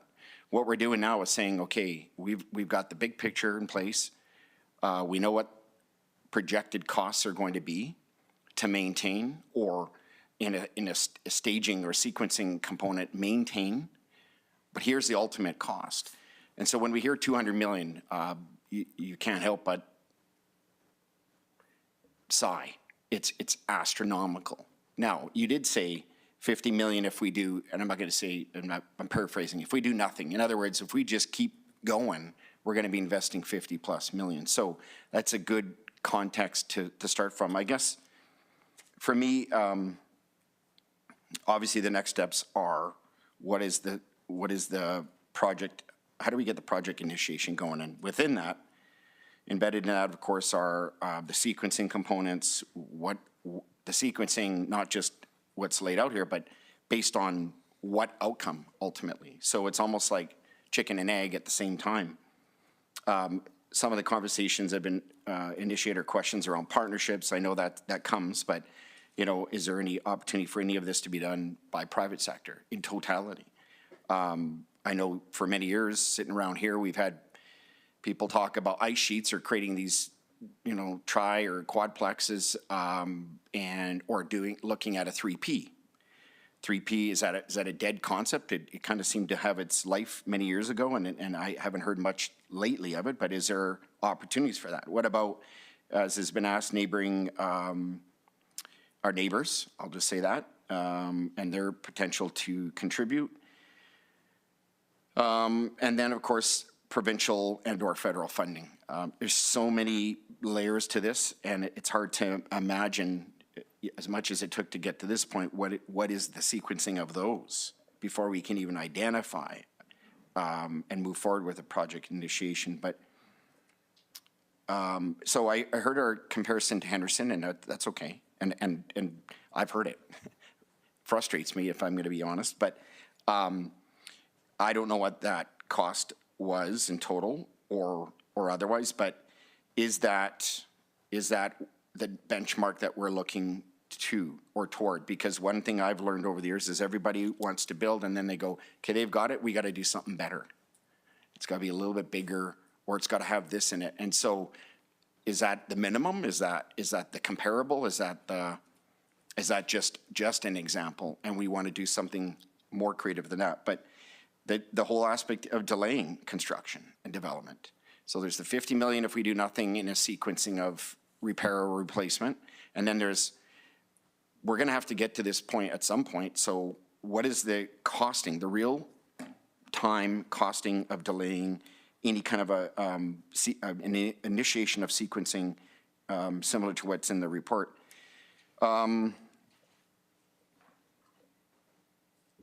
I guess for me, when I look at one of the things that stands out is the projected operating costs, and I'm not an expert, and certainly we had experts involved here, but I will say over the years at different projects we've done, the projected operating costs have always been under what the actuals were, and for different reasons.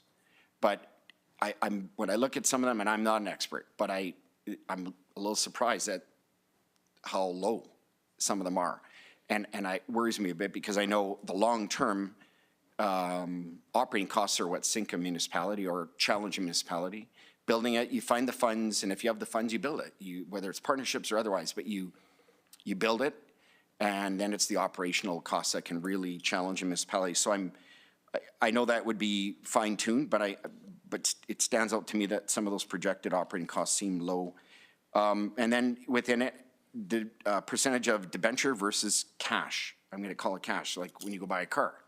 Do you pay cash? Do you lease it? Do you buy it outright? Do you do a little bit of borrow from your uncle? I use an example to illustrate that typically in the past when we built things, we've done it with money. We took money out of our reserves and we said, hey, we can afford it, done, here it goes.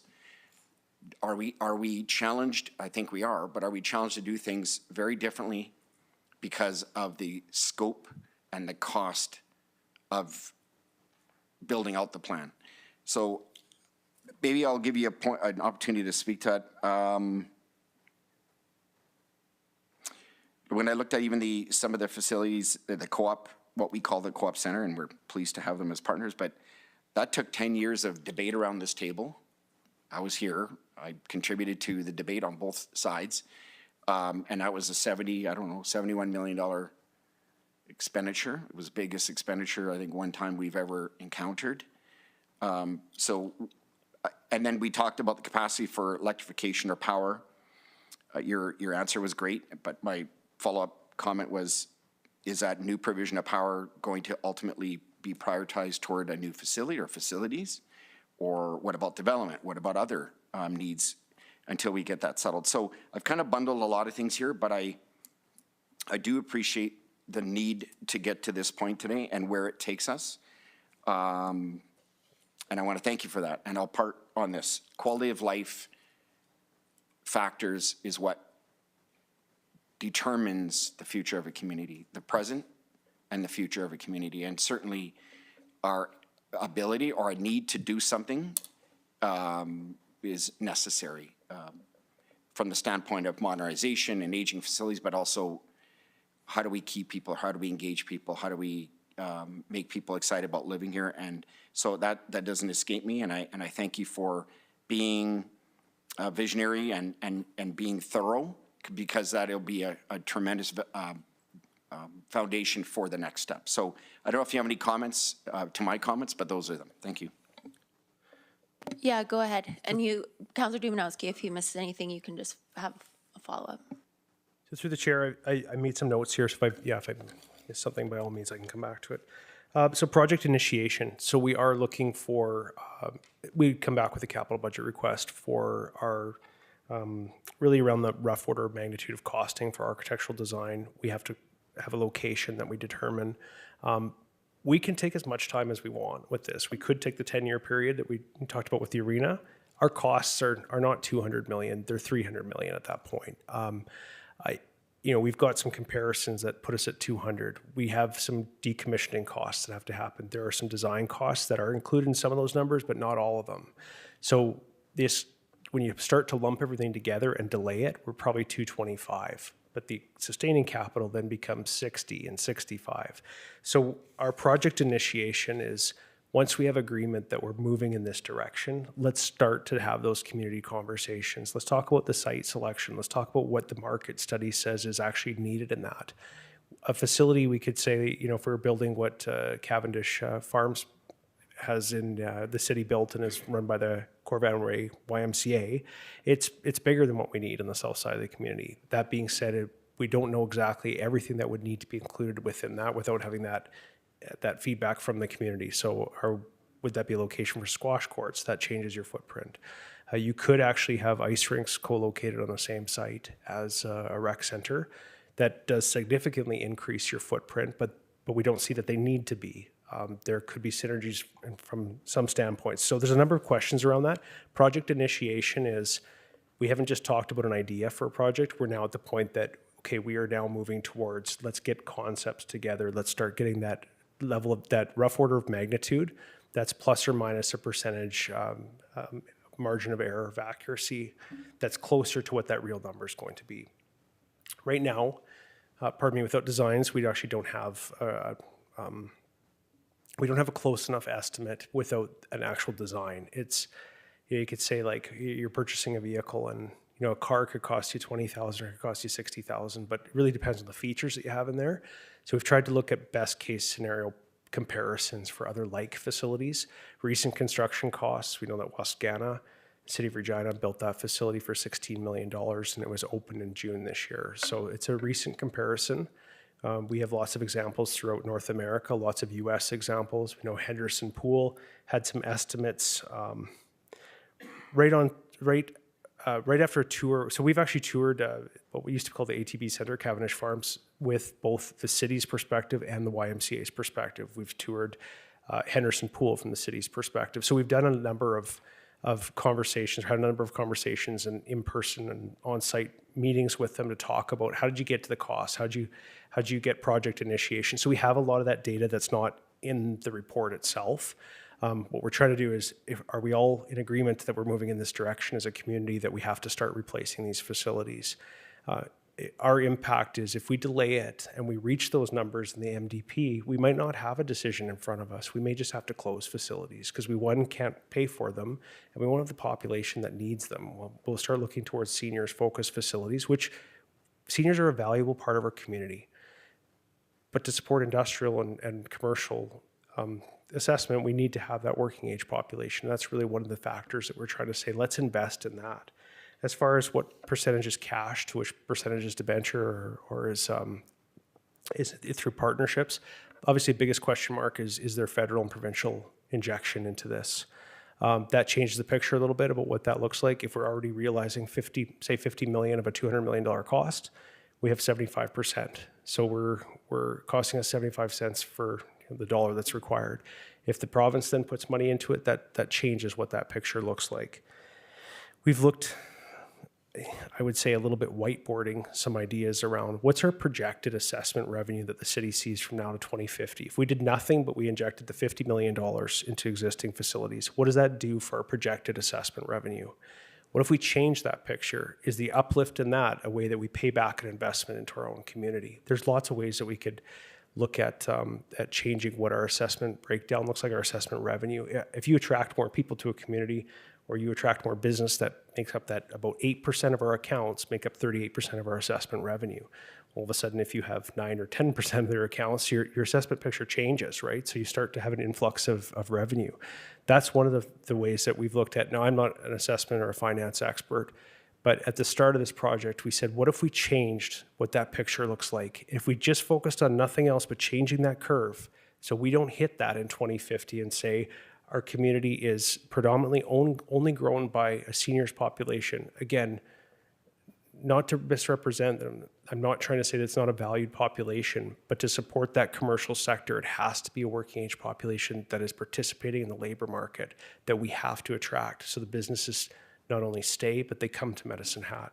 So that if we don't change that curve, we should have a different conversation. We should probably have a conversation about, as these facilities start to come offline, let's not replace them. Does that projected vision projections for assessment revenue long-term, if we're able to change that curve, can we model that, and does that look differently? Do we pay back our investment in ourselves? When we first started thinking about this project, we said, we have investments, and I'm speaking way out of term, and I'm not an accountant, and I'm not in charge of the city's investment portfolio.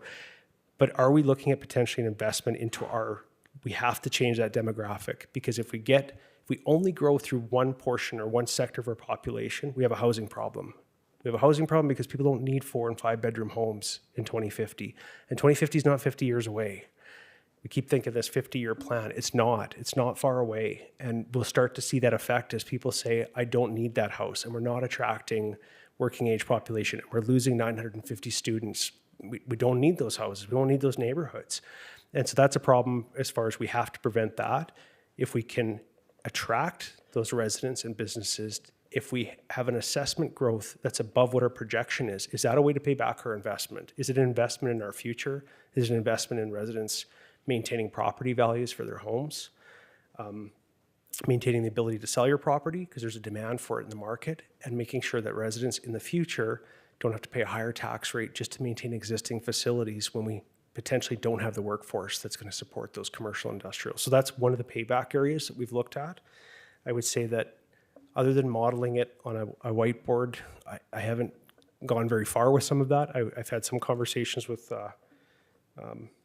previous individuals that have worked for the organization around that, but I don't have any real numbers to put as far as what that investment payback looks like based on assessment growth.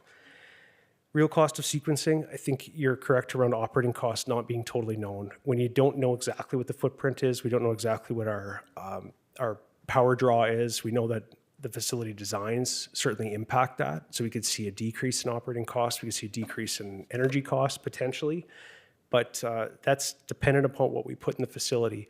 You start by saying, well, we just need this, and then all of a sudden we need to double the size of it or triple the size of it. But we don't know that at this point. We just need to know that we're okay looking at, we don't want to pull everything out of neighborhoods. But I think the comment around we started by putting the economical options into neighborhoods has started to become less economical for us now. I'm not sure if I've answered all your questions or if I've missed something. Through the chair. No, I think you have. I mean, I kind of was making statements and circling back to what others have said. I'm comfortable with your answers. Thank you. Councillor Hirsch. So sometimes it's dangerous to be one of the last. So yeah, a lot of questions, and Councillor Dumanowski was very close in terms of what I was going for. But it's funny. Just as an aside, you kind of dated me a second ago. I had a flashback when you talked about the moose being uncovered, and I remember days I skated on that ice with no roof. And so anyway, thanks for that. I got 3 more gray hairs that just popped, so that's good. But it's funny, same comments. Really appreciate the effort that went into this very comprehensive document. it's funny, it's a bit bittersweet for me. It's actually bittersweet for you, and I'll tell you why. It's a great document, but it's just the beginning. So it's not the end, it's the beginning of a journey that you're going to be very involved in, Scott, as well. So thanks for the effort. And then here we go.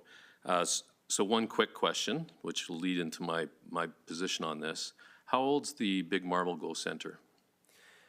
Through the chair, it's 23 years old. So it's 23 years old, and people are probably shocked to hear that. So here we go. We think that's a new facility. So those have been in the hat for some time. It's 23 years old. So technically, if you say it's a 50-year utilization rate, we're already 50% done with that thing. So my point's going to be, and the theme of this is, let's get at this. So one of the things, and it's got, you know, pandemic aside, I had requested this Facilities for Futures report. Background was that we had a census that we were going to do. Turned out we weren't going to do the census, so we actually had some money to put this together. So it's taking a little bit of pandemic aside, and it's got nothing to do with the work that's been done. But what I'm trying to illustrate is it's kind of 3 years to get here, minus off, and quite frankly, a pandemic illustrates what could happen in municipal planning. So you throw curveballs and we have to adapt. Meanwhile, the facility gets another year older. And what resonates for me is when this council early on had to make tough decisions with the Moose in terms of a failed slab. Crestwood had some failures there. So the argument's going to be, well, we're putting good money after bad into that facility, so how do we manage that? And that'll get into my questions after. But so, I'm very appreciative that it's here. It just signals to me that we need to do some call to action for a number of different reasons. Everyone talks about inflation and where look at, you know, what $1 gets you at the food, at the restaurants, at grocery stores. Never mind construction inflation. Construction inflation, and I don't know if you got the numbers, but it's not inflation, it's way higher than that. So I would probably say it's probably in the double digits as far as percent, so with a nod. So I think the comment was on borrowed time. I think we're on borrowed time in a lot of different reasons. We've got even Big Marble, which everyone would argue, hey, that's a newer facility. I'm trying to illustrate the fact that we've got older facilities that are just getting older, and we need to kind of execute a bit of a game plan, to Councillor Dumanowski's point. You know, I think when I look at it from the report, I agree with all the things on there. Cannibalism's alive and well. The economies of scale, for me, totally makes sense, where we've evolved. And I don't even do that revisionist theory where we go back and lay a comment on, well, we should have did this, or quite frankly, we did the best thing at the time when we had the ability to do so. You're right, even from back in the day in the 80s when Equidale was handed to us on a silver platter, that sort of thing. But that triggered a capital project that was going to be dated around the same time, and here we are for all our facilities. So I really like the document. My comment, which Councillor Dumanowski said, okay, what does it take? What's the next genesis? What do we have to get to? And how do we move forward was definitely talked about. So I'm not that worried about that. But a couple questions. So you talked about timelines. So, you know, obviously you're kind of telling us the sooner we get a mandate to move forward, the better. I guess the only problem that we run into is we're talking about open-ended conversations with our regional partners, which can take some time. That can be, so I appreciate the comprehensiveness of the document, and it went really deep, but that takes time as well. So on this whole effort, meanwhile, we're kind of looking at costs that could escalate. So that's going to be the balancing act that this council and certainly administration needs to think about as we move forward. The second question I have is, I just put, what can council do? I mean, I know we're going to have to eventually vote on stuff and do some amendments, but, you know, you talk about, you know, our provincial partners. Is your concept on grants going to be part of the regular grant project or grant that we receive from the province, or would this be having to do, and my question to you is, have you seen other projects that were done by way of partnership with the province outside the scope of their natural grant that we receive from the province? And if so, is that a possibility for us to start the lobby now? We've got, I don't know if we know this, we got the Premier as an MLA. So that sort of conversation I'd like to kind of understand. What can council do? And that's my one question. So through the chair, part of what we saw as the opportunity is we might not have that opportunity with the Premier in the electoral district here. And is that an opportunity to say it's a comprehensive plan? This is what we need. Here's our total. And so that's a opportunity. I think I agree with you on that point in time, or that this now is the opportunity for it. As far as what can council do, we've seen a couple of different communities where we have there's partnerships. In that case, it happened to be the YMCA operating facilities and both publicly built facilities, different operating agreements, different capital needs ongoing. Smaller communities will typically always end up with some kind of subsidy for a public run, or sorry, a facility that has like ice and large pools and stuff. They just don't generate the revenue. Agreed. As you get a large community and the large size of it, it tends to get to that break-even point. But we saw two different approaches to it. And I would say if we are going to move this at any rate of speed, that we have to move above an analytical level. So we have to get a plan together. We have to talk conceptually with regional partners and say, are we in this? Because we have to move forward with this. And as a community, recognize that we all live here and we're trying to do what's right for the community. Recognize there'll be very polarizing opinions about where some of these things should be placed. But ultimately, there's a decision around it has to land somewhere. And so what's best for the community? Obviously, discussions around what's available for power and when we could construct facilities. I would say the difference between the two communities, and both really great communities, but was the level of detail required to operate a facility, to build a facility, is 200 pages versus 10. And we have to get to a point where we say, we all live here regionally, we all benefit from these. Let's have open conversations. It's what we did when we sat down with the Y. We said we could be protecting our information back and forth because we compete with each other, yet we have them operate one of our facilities. We just said, let's just sit down and let's be really open about this, because the problem's not going to get fixed if we just stay in our own camps. And I think that's our approach has to be regionally is it's going to the province, but outside of a regular grant funding opportunity for what we would see from our perspective. We certainly have some examples that we could share around where there's been efforts that are outside of just a regular grant program that's come out on an annual basis. So just given the scope of what we would be talking about, it would likely be a separate conversation anyway.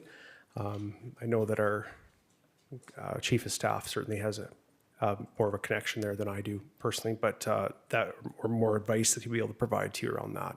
But we would see it as let's get on the same page conceptually. Let's talk about it conceptually with regional partners, and let's try to move away from let's overanalyze something. Let's get conceptually that we're about 90% solved this problem. If we all say we know that we're going to move to this direction, the other details are: is this footprint? Should we add another 1,000 square feet for this? It's going to impact some capital costs, some operating costs marginally, but it's going to provide opportunities. We can work out those details as we go through.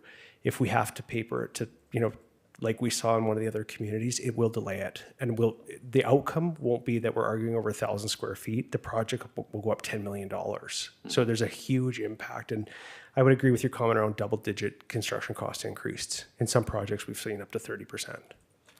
So, and I guess, and again, I'm not pressing the panic button, I'm pressing the let's get at this button. So, an interesting, I want to kind of go down a path of talking about like the facility management and some of the key learnings, even doing this document, and maybe back up, and this is just purely educational for me, so I need to understand. So when we talk about and look at, say, dated facilities, who in the city kind of makes that call to say, ooh, the roof needs to get done? Or, you know what, ladies and gentlemen, that facility is met its, like we can talk about Crestwood because that's kind of an example. So is there key learnings there? Is there stuff that we went, you know what, and then on top of it, talk about the inventory of facilities where we try to ladder it and stagger it a little bit more? Is that, what came out of your work on this that kind of gave you some ahas that maybe not in this document, but certainly resounded to you in terms of kind of some key learnings and things to think about? Through the chair, so great question. So I would say the decision when it comes to structural issues and it comes to anything that's building systems is typically our facilities management team. That being said, if they said, hey, we really recommend that, this thing needs $5 million, they'd never say to us, you need to close your facility. They would say, you need $5 million. Right. What's your utilization? Where do you want to go with this? As we're really the major tenant of it, but for facilities management to come forward and do the presentation and say, well, we don't really know what the needs are of the end user because we interface with them every day. So that's really why we're driving this project. One learning that we've learned is whatever public facility that's built and operated, whether it's arts, cultural, if it's recreation, don't give up your maintenance of your facility.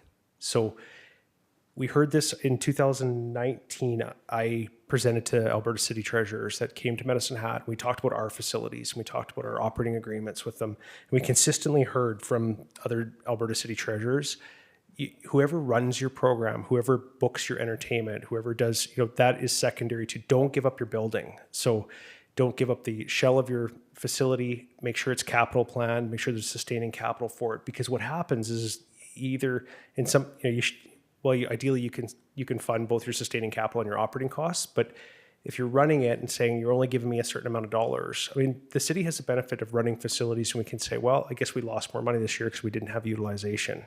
So this is what we ran for a net loss. If you're running it as a third party or if you were running your own facility, you don't have that ability, right? So you make it go. And what we've seen with public facilities is because they operate at such a net loss, you end up, if they're run by a third party that has to funnel money into operating, does it come from capital, right? Which can be dangerous to the ongoing, maintaining your asset going long term. Mm-hmm. So that would be one of the principal points is whatever you do with programming or delivery of recreation programming or entertainment or whatever, don't get rid of the shell of your building, protect that asset. That's your large cost. Yeah, and I think just given, and I completely accept the position you take on that, and I guess one of the things that I really think about lots, as you mentioned about the utilization, so Big Marble Go, 20-some versus a capacity of 8, so it's completely underutilized, and it's such a gem for our community that and for the arguments that you put on the table when it comes to cannibalism, all that kind of stuff, is that what are we doing? And it's almost the definition of insanity. We're doing the same thing over again, expecting a different result. So I'm completely in favor of this. For me, it's let's go. One thing that you mentioned, and just slightly, is when you build something that is attractive to people, they go. And I think when you talk about maybe our facilities have kind of met their match over time, I think of Crestwood back in the day. Crestwood was a growing community. It's now a fairly mature neighborhood, but yet here it still sits. And maybe the utilization, and I'm not picking on Crestwood, I'm just saying from a real placement point of view that you talk about, I think we just to be adept and to be on top of where we're at and where we're going, I think is crucial. But I absolutely am a fan of, and I wanted to illustrate just with the Big Marble conversation on the age of it, that how quickly time can slip by. And if we don't do a call of action, and I think I heard that in your voice too, saying we need to go, all of a sudden now we're in that world again where another facility kind of is breaking down and we need to act on it as well. So, so I appreciate it. Again, I think, anything that from a recommendation, I think we can certainly do a takeaway on our end and start talking, in terms of partnerships and at the political level with our counterparts as well, is probably something that I certainly don't mind having a conversation over as well. But, again, I want to thank you for the presentation. Again, it's not the end, it's just the beginning. So thank you for your work and the work that lies ahead. So thank you very much. Thank you, Director Will. I have a few questions that maybe a little bit of expectation setting. So if we look at the phasing chart, the construction of Southside Recreation Center would commence maybe 5 years. That's probably dependent on a lot of factors. It could be longer than that. the Echodale future plan looks like maybe commence within 3 years. So once we have the plans, that's all gonna take some time. There might be some energy constraints, site selection, all of those things do take time. There isn't a estimate with respect to the Twin Ice Arena. Would that be around the same, like 3-5 years? Yeah, Your Worship, really the limiting factor is our power supply. So if we said, hey, we know a site, we know we've got utility servicing that can be brought into the site quite easily, I believe our limiting factor is we have to determine a location. So that's why it's just dependent on a lot of factors. If we said, hey, we're going to develop in the green zone, that's a quicker development than in an area that maybe we have a challenge with the power supply. Okay, but my point is, it's not gonna happen tomorrow. We're not building a new facility tomorrow. And so my question is, when you lay out the numbers and where the foregone costs, I think you called them, where we're not gonna be paying for the capital investments, we're not gonna be paying for operations. My concern, I guess, is that, like, I don't want to not have a swimming pool in the south. So if it comes to it, within 5 years, it's possible that we will still have to make some of those capital investments in the aging facilities so that we can continue to have a pool in the south before construction is completed on the rec center. Is that fair to say? Yeah, Your Worship, that's correct. I think let's say if we had to put a liner into Crestwood, I think the decision then would be is how far away are we from a construction?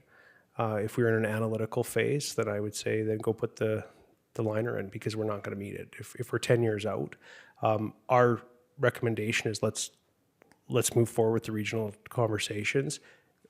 We're going to incur those $50 million or $60 million of costs if we delay. The thing is, we have to replace these at some point in time. They're not built for long-term, forevermore buildings. And so we may end up in those situations. We might have to do a liner at Hill Pool, but the liner is not a tank replacement. That's a $10 million. As we start looking into those major costs. So that's our desire to say, let's have those high-level conversations. Let's get on the same page and start moving towards it. Then the community can say, yeah, I can understand that Crestwood is maybe down for a period of time because we're so close to this other facility. I think people would see that as that's reasonable if there's some interim solutions. But if we're going to be 5 to 10 years away. I mean, 5 years for us would be long. Like I'd want us to see in a construction phase before that and start moving this.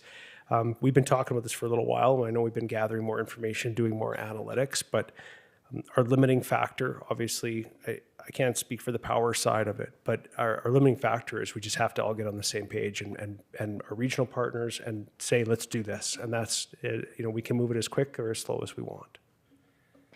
Yeah, I'm definitely in favor of making a plan for sure, just in terms of readiness and being able to access capital when it's available, being shovel ready, as they say. I think those are all really good things. And just with the sequencing, it is important to me to not close a facility without having those services still available to the community. If Crestwood goes down, then how many more kids aren't getting swimming lessons, et cetera? The other question I had is, in the phasing, like some of the things are in there, some of the things aren't. Could you just do like a brief overview? What is planned to close? Thank you, Your Worship. So we would see Heights as the only closure that's not replaced in some form. We would say that there's a new destination pool on the south side. I'm not sure that residents of the north would say that's an equal replacement for them, given that it's not in their neighborhood. We would replace that with a spray park, interactive spray park. A comment was made earlier that spray park doesn't take up the whole site. That's correct. I should have identified that earlier, that there's potential opportunity for assessment growth by infill up by Heights Pool. So we wouldn't see a like-for-like replacement for Heights. We would see an enhancement for Hill Pool. We would see both ice rinks that are twin, so we wouldn't see them. We would eventually close and demolish Hounds and Moose, but they'd be replaced first. Crestwood, the downtown Y, obviously through agreement and conversations and around what that looks like for replacement of downtown YMCA, that site would be likely available for something else, unless there's a determined need for a different purpose for that facility. But we certainly would have conversations with the Y. It's not our building, so it's just difficult for me to say that we're going to knock that down because they're on a long-term lease on that. But being partners through this and having conversations throughout this, certainly that might be a longer-term opportunity, is to develop that site. The curling rink would be not at that location anymore. It would be wherever that ice rink, the twin facilities would be constructed. We would see the ice, like 6 to 8 sheets that would be replaced there. Crestwood Recreation Center closed, not replaced on that site. It would be replaced with the Southside Recreation Center, and the Southridge Y would be disposed of because it would be replaced with the Southside Recreation Center. And we don't see any change to Strathcona Pool. Equidale would see upgrades and increase in sports fields. We would see in Briar Run as being the location that we would want to kind of a sports field lane out there. Lots of available land out there for us to do that. So the the Big Marble Go Center has like everything kind of in one spot. The way I'm reading this is we're kind of envisioning an ice facility and separately like a rec facility and pool. Is there a reason to do it in separate places? Is there consideration for doing it all in one place? Is there synergies or efficiencies that can be realized there? Thank you for the question. So we could say that they don't have to be on the site. That's why we haven't said, we've said we just know locations. We do need a south side. We need to address a concern with over 50% of our population in the south residential sector. We could put ice there. Your footprint becomes your limiting factor. So do we have enough land to put a rec center potentially with an outdoor pool? Because to realize those synergies between indoor and outdoor operations for staff and being able to schedule them that way, then you add 2 ice rinks and 6 to 8 curling sheets and outdoor pool. And does that limits where you can start to put stuff? There are some potential available options for that. We've just said it didn't have to be the limiting factor. So we don't have to say we have to have a whole block of land that has to be able to accommodate up to 4 ice rinks, because we said don't ever build just 2 without the availability. So it has to have space for 4 ice rinks, 6 to 8 curling sheets, an indoor pool, an outdoor pool, fitness center. Like that does, we said just don't have to limit based on that. Ice should be combined in one location though. I feel a little bit like we'll deal with this in the future, but the idea of closing a rec facility that's doing okay and is in good condition, like the Southridge Y, I think in the package it says it's in good condition now. Maybe that will change over the course of the next 10 years.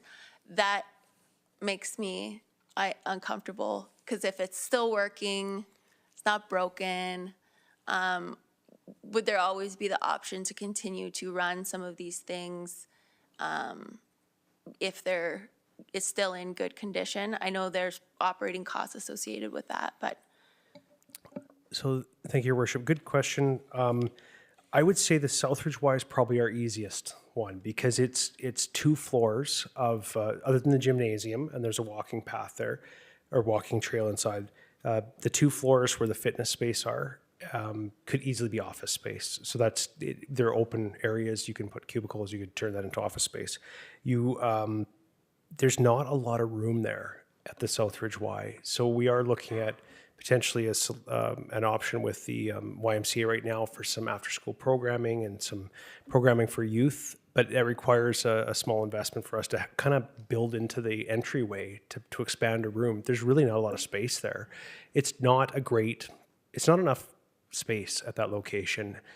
Doesn't work for a pool on that site. It doesn't allow us to increase programming there. I would say it's probably an easier site to dispose of. I would say that if we would approach the school divisions of Public Board of Education and the Catholic Board of Education there likely would be a desire there. I don't want to speak for their organizations, but makes sense with them on the same site. Hopefully they would be interested in that site.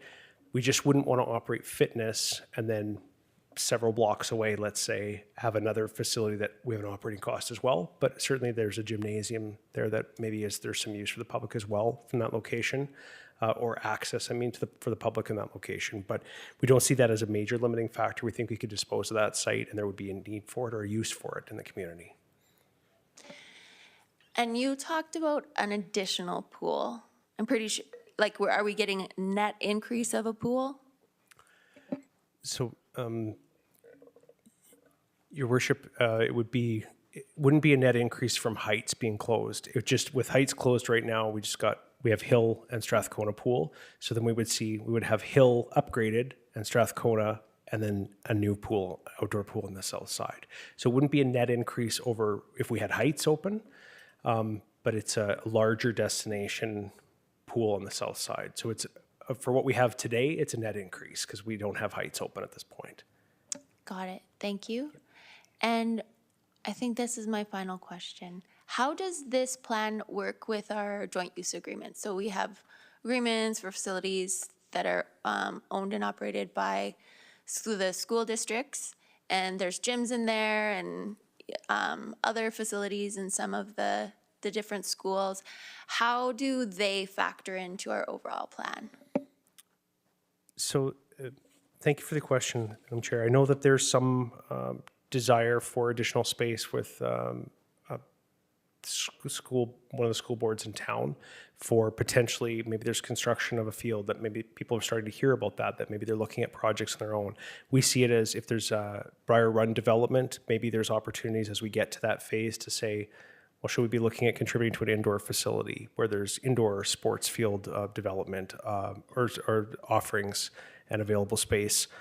So there's time for us to collaborate on any projects that they're potentially looking at. We know that there's some potential things that have been talked about in the community, I think very high level at this point. I think I just heard about it very recently.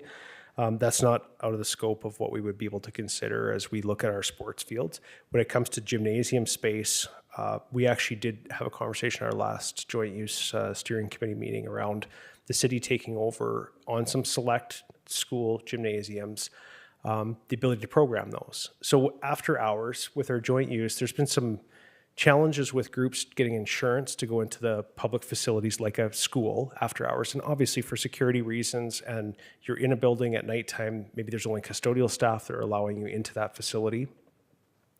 And then you're responsible for that facility afterwards. So do you carry the proper insurance? So if something happens with that facility, if they're not one of our user groups, if it's a community group and they don't have the proper insurance, if it's a parent group getting together, they probably can't get the insurance.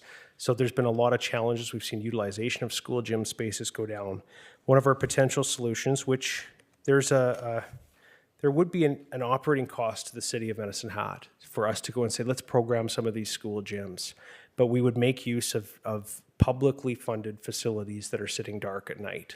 And, instead of saying, let's go build another gymnasium, there's lots of gyms that don't get used outside of school hours that could be run through having staff potentially on certain nights of the week there. Maybe there's a drop-in fee, maybe there's not, maybe it's part of a membership or no membership.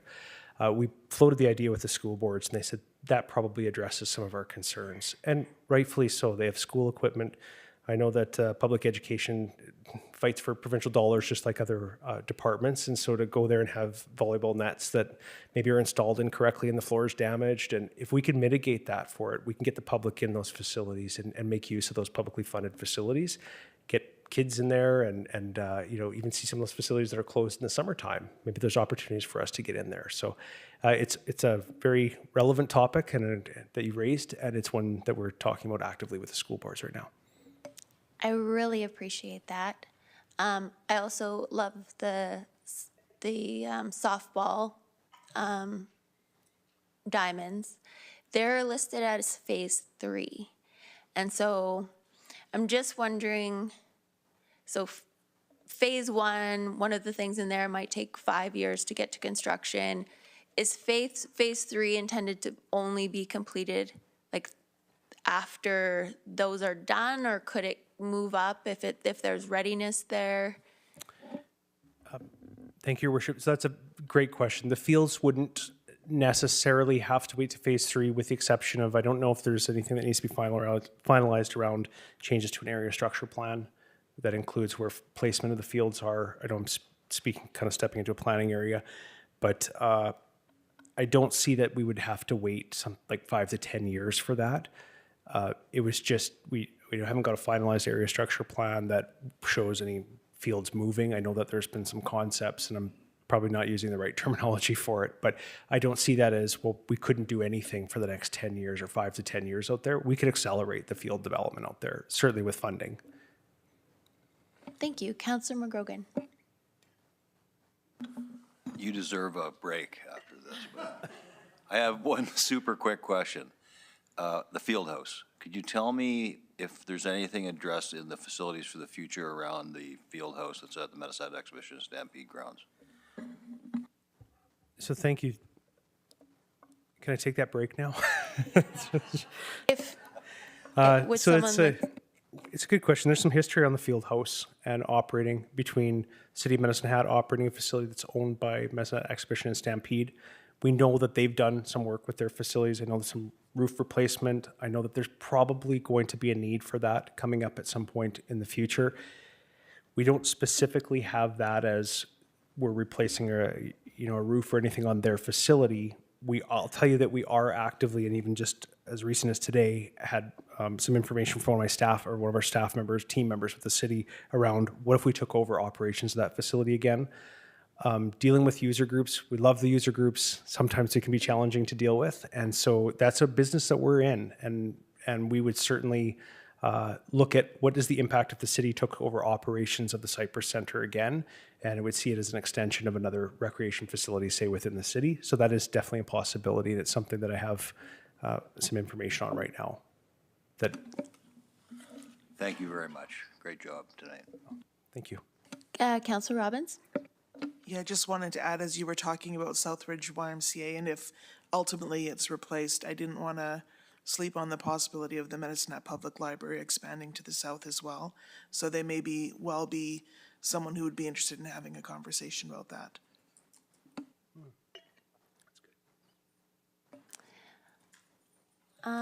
So in terms of next steps, you'll be coming forward with this will be included in the budget update at the end of the year? Your costs of designing and looking more deeply into planning? So thank you for your question, Your Worship. I think and apologies if I'm misunderstanding some of the procedure, but I don't know if this itself would have to go to a regular council meeting for direction for us with tonight's information and asking questions, and if it would need to go to the next council meeting. I would see us coming forward sooner rather than later with a budget amendment that allows for the dollars for architectural drawings and renderings and, site selection, and the dollars that we need around that for designs and any of the costs that I'm sorry aren't coming to my mind at this moment. We would come sooner rather than later. I think if we were to wait for budget update, I might be told something different as far as I know Managing Director Eager might have a better plan than what I'm coming up with at this point in time today. But I would see us moving it forward sooner rather than later. Okay, thank you. But that's the next step, is budget? Yeah. That's correct. Okay. Seeing no further questions, and there is nothing else on the agenda, so this meeting is adjourned. Thank you. Our special council meeting will start in 15 minutes.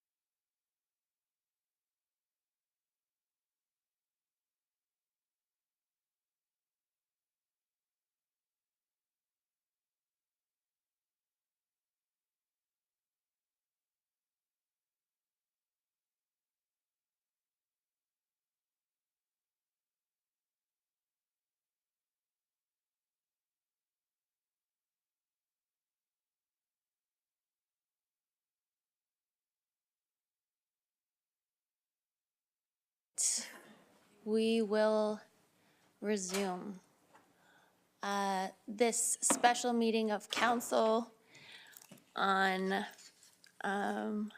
Monday, August 28th is called to order. City Clerk, would you like to confirm that we followed the appropriate processes?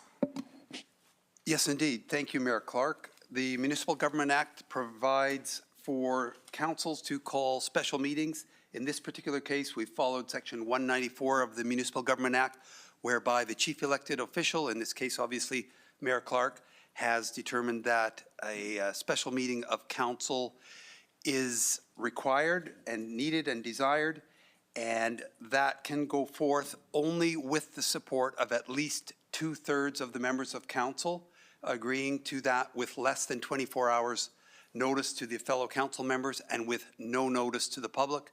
And in fact, in this particular situation, we achieved 100% compliance or agreement with that from all council members, submitted in writing that they are in agreement with this meeting proceeding without notice beyond 24 hours. In fact, no notice really given to the public, short of what was stated during the previous committee of the whole meeting. So we are indeed in compliance and on track, so the meeting may proceed.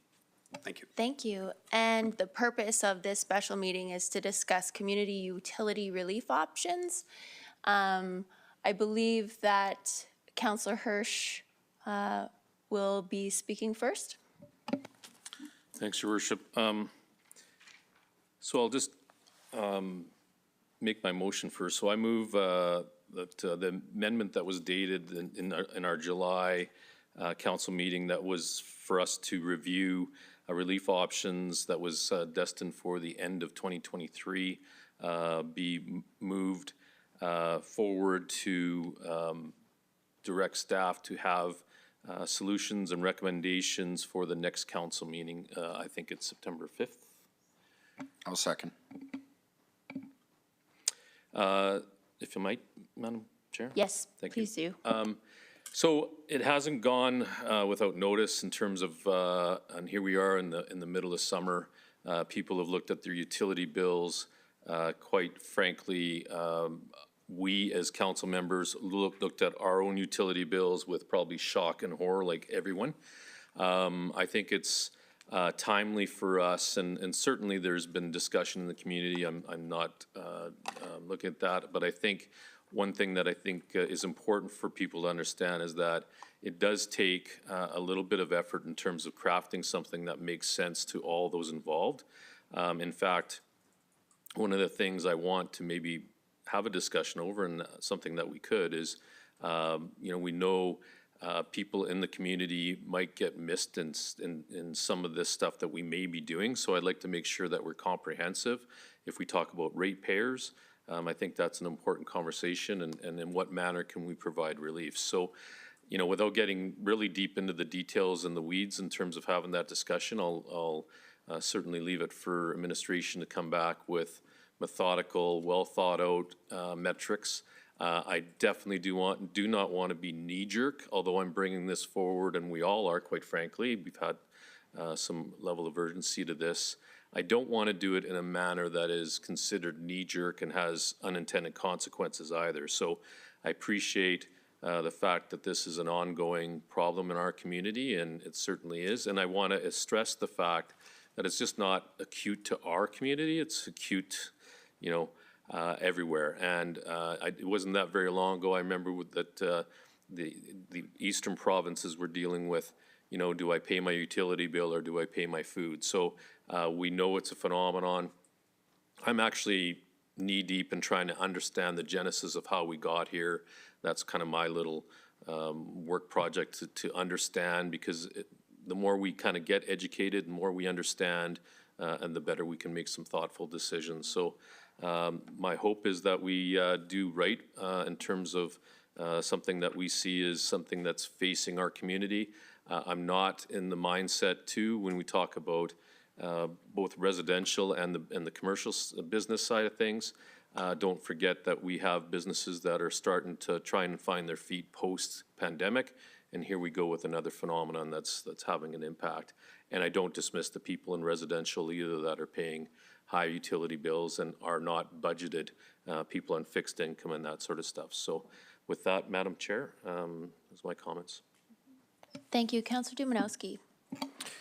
Your Worship, I appreciate the opportunity and certainly the preamble to the special meeting that has been called, and then the urgency, that's the word, to that call of action to move, to expedite the decision with our hope at the next council meeting. For me, when I think about the relief decision and the opportunities that we were exploring, certainly the timing and our desire to wait to year end was prudent in many ways, but has certainly been challenged by the complications of residential and small businesses alike who are knee-deep in difficult situations right now. So for me, the unexpected circumstances like our franchise area ratepayers are dealing with calls for unexpected action. And I know we have all heard from ratepayers alike, and we will always stand to be accused of knee-jerk reaction or not.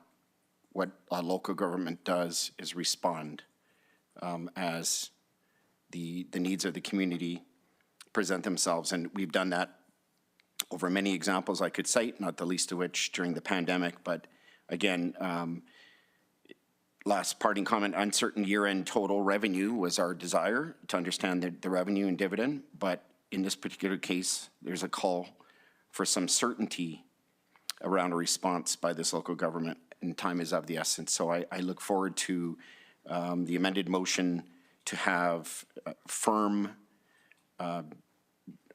options or an option available for this council on September 5th. Thank you. Councillor Robbins, and sorry, before you go, Rondi, you probably know this, but we can't see the resolution anymore in the event that you did not know that.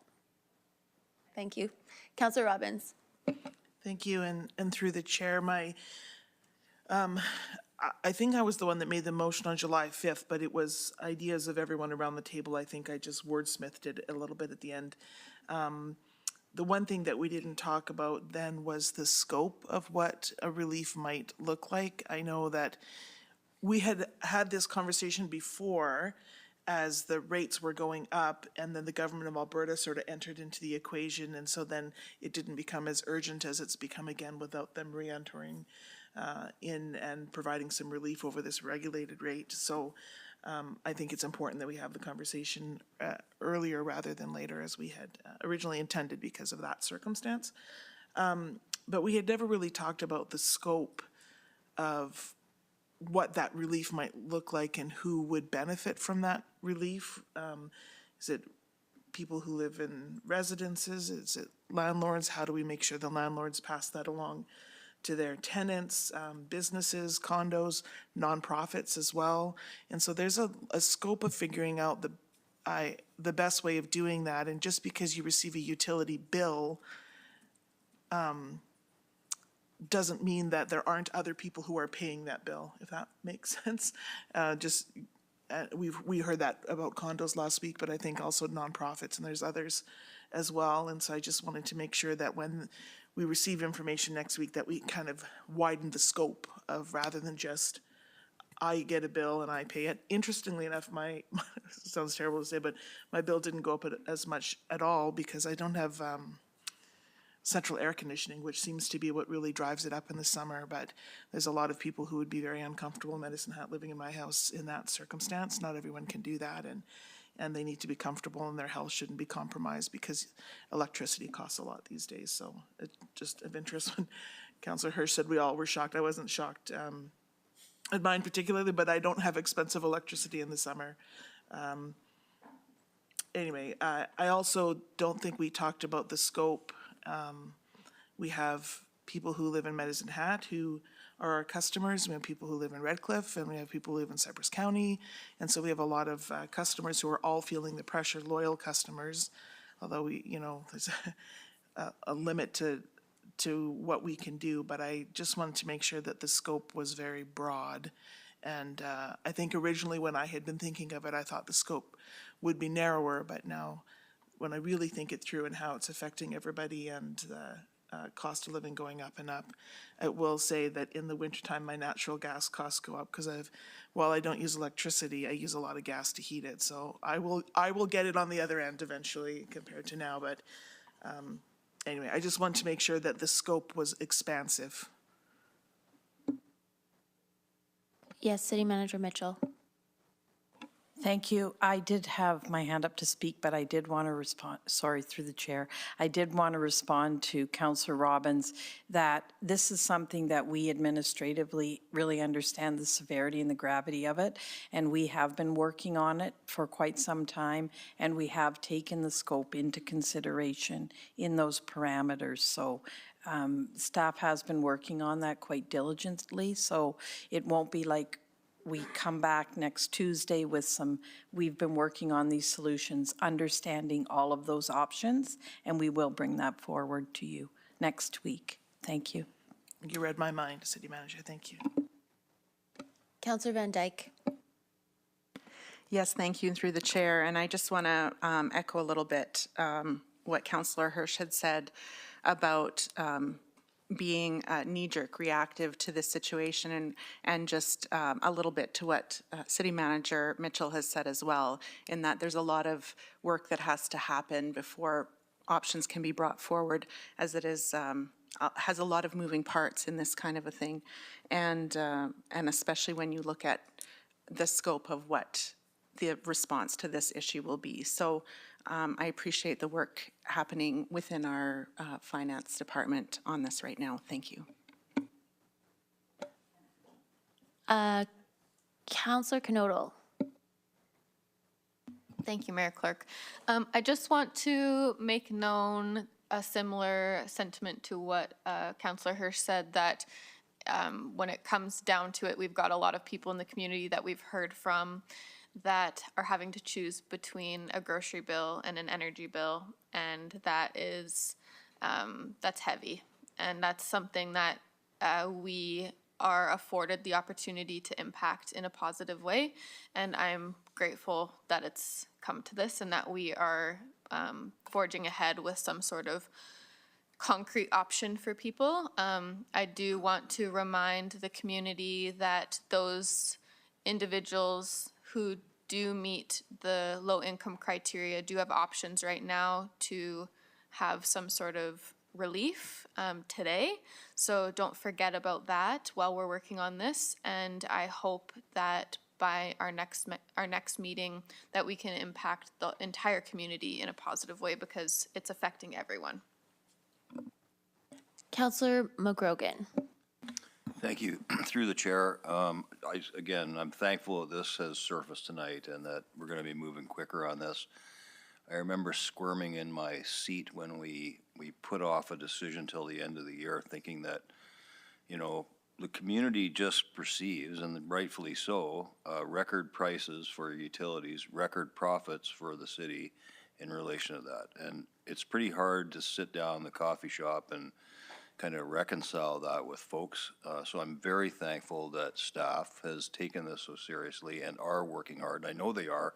And I also know, like the rest of us do around this table, how complicated it is and how we have to tread so carefully in relation to our exemption and our partnerships. So I'm appreciative of the work that's going to be done, and I'm very happy that this is being moved forward. And I'm sure there's a lot of citizens in Medicine Hat that are as well. So thank you. Councillor Hyder.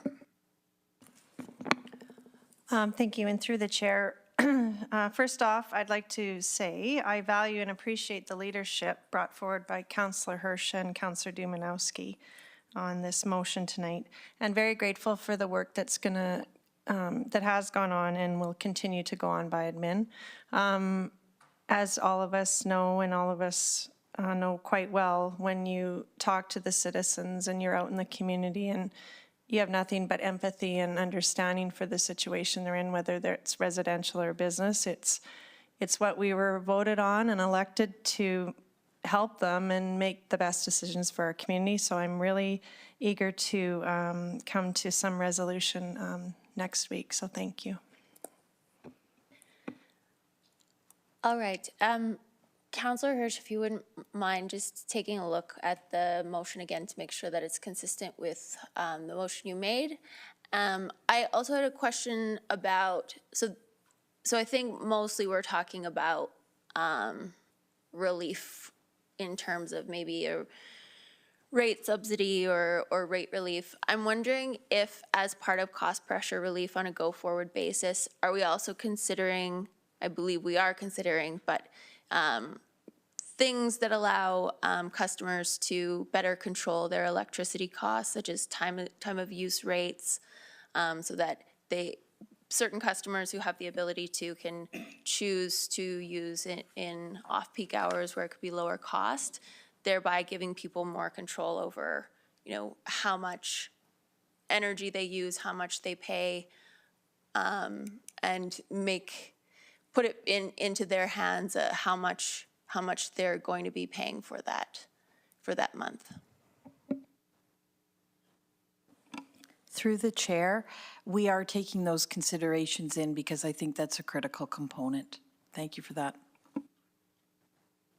Councillor Hirsch, you're okay with the motion? Yeah, so your worship, I think going back to Councillor Robbins' point on scope, to make sure it's as wide as we can get it, just to kind of capture different things, I'm comfortable. I think, having a bit of a conversation with regards to some of the I think administration's got it, I guess, as far as what the feeling and the wording is. You're absolutely right. I don't want to start kind of zeroing in on a specific area. I don't want to get into the weeds yet because I want to have that conversation at the September 5th meeting. But I'm happy in terms of what this looks like. Thanks. Councillor Dominowski?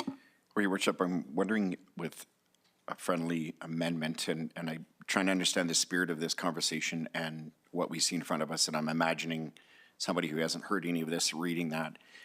I'm wondering if we could entertain adding the word immediate in front of community costs. So Council directs administration to present options for immediate community cost pressure, rate, utility relief. Just to be clear that it's rate relief, not just relief, because that doesn't mean much by itself.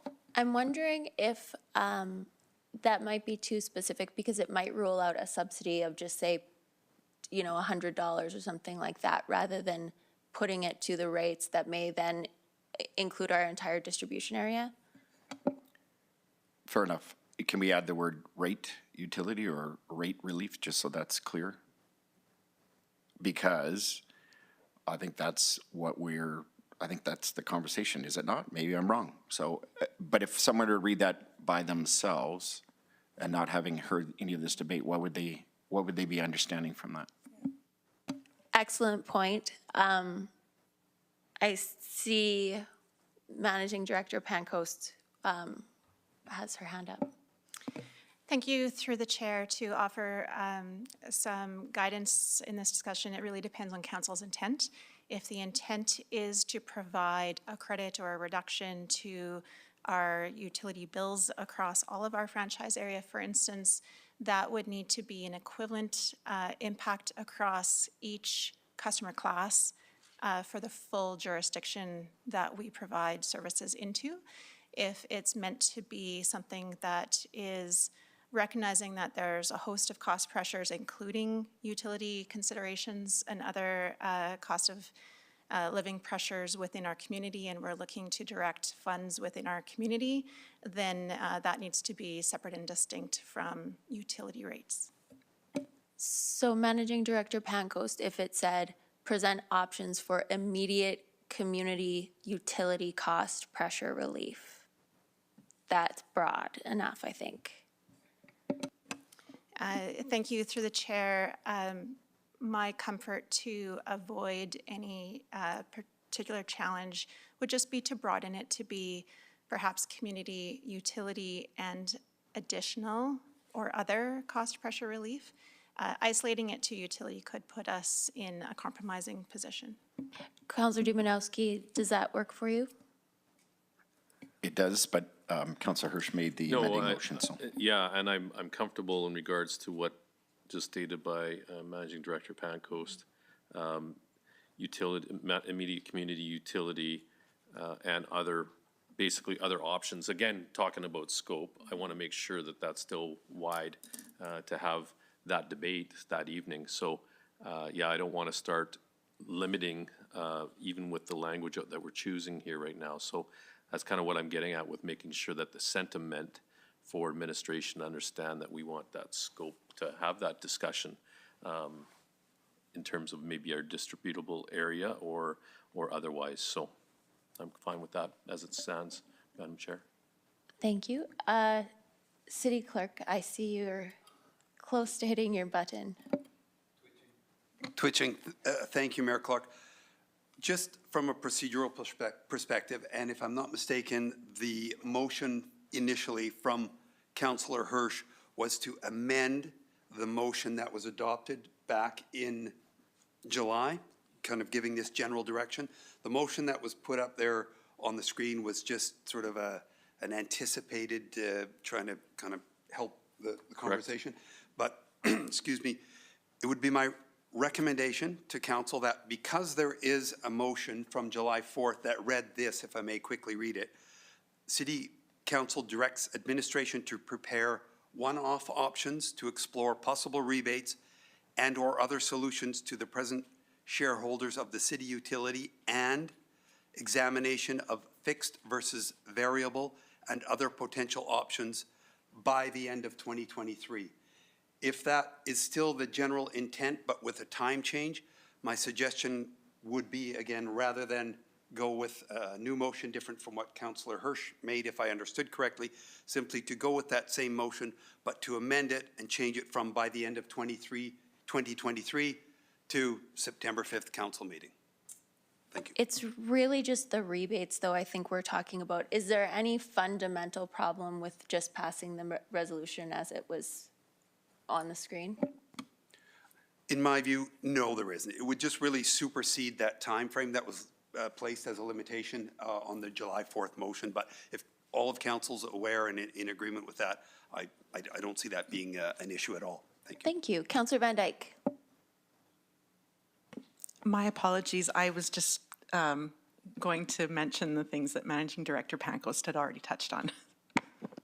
Okay, thank you. So we have a motion that council directs administration to present options for immediate community utility and other cost pressure relief at the September 5th, 2023 council meeting.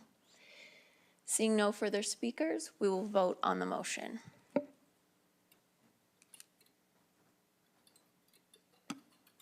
I'm not on there.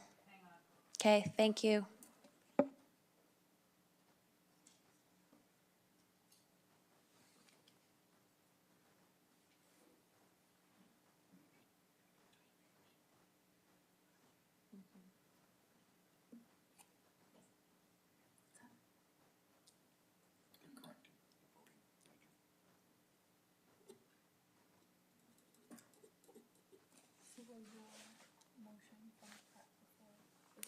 Basically did.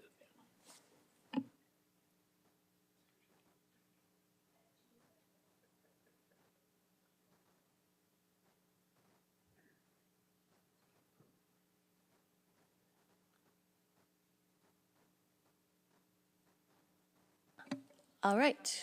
Okay, not yet. That is just fine. Good to go? Okay, we'll vote.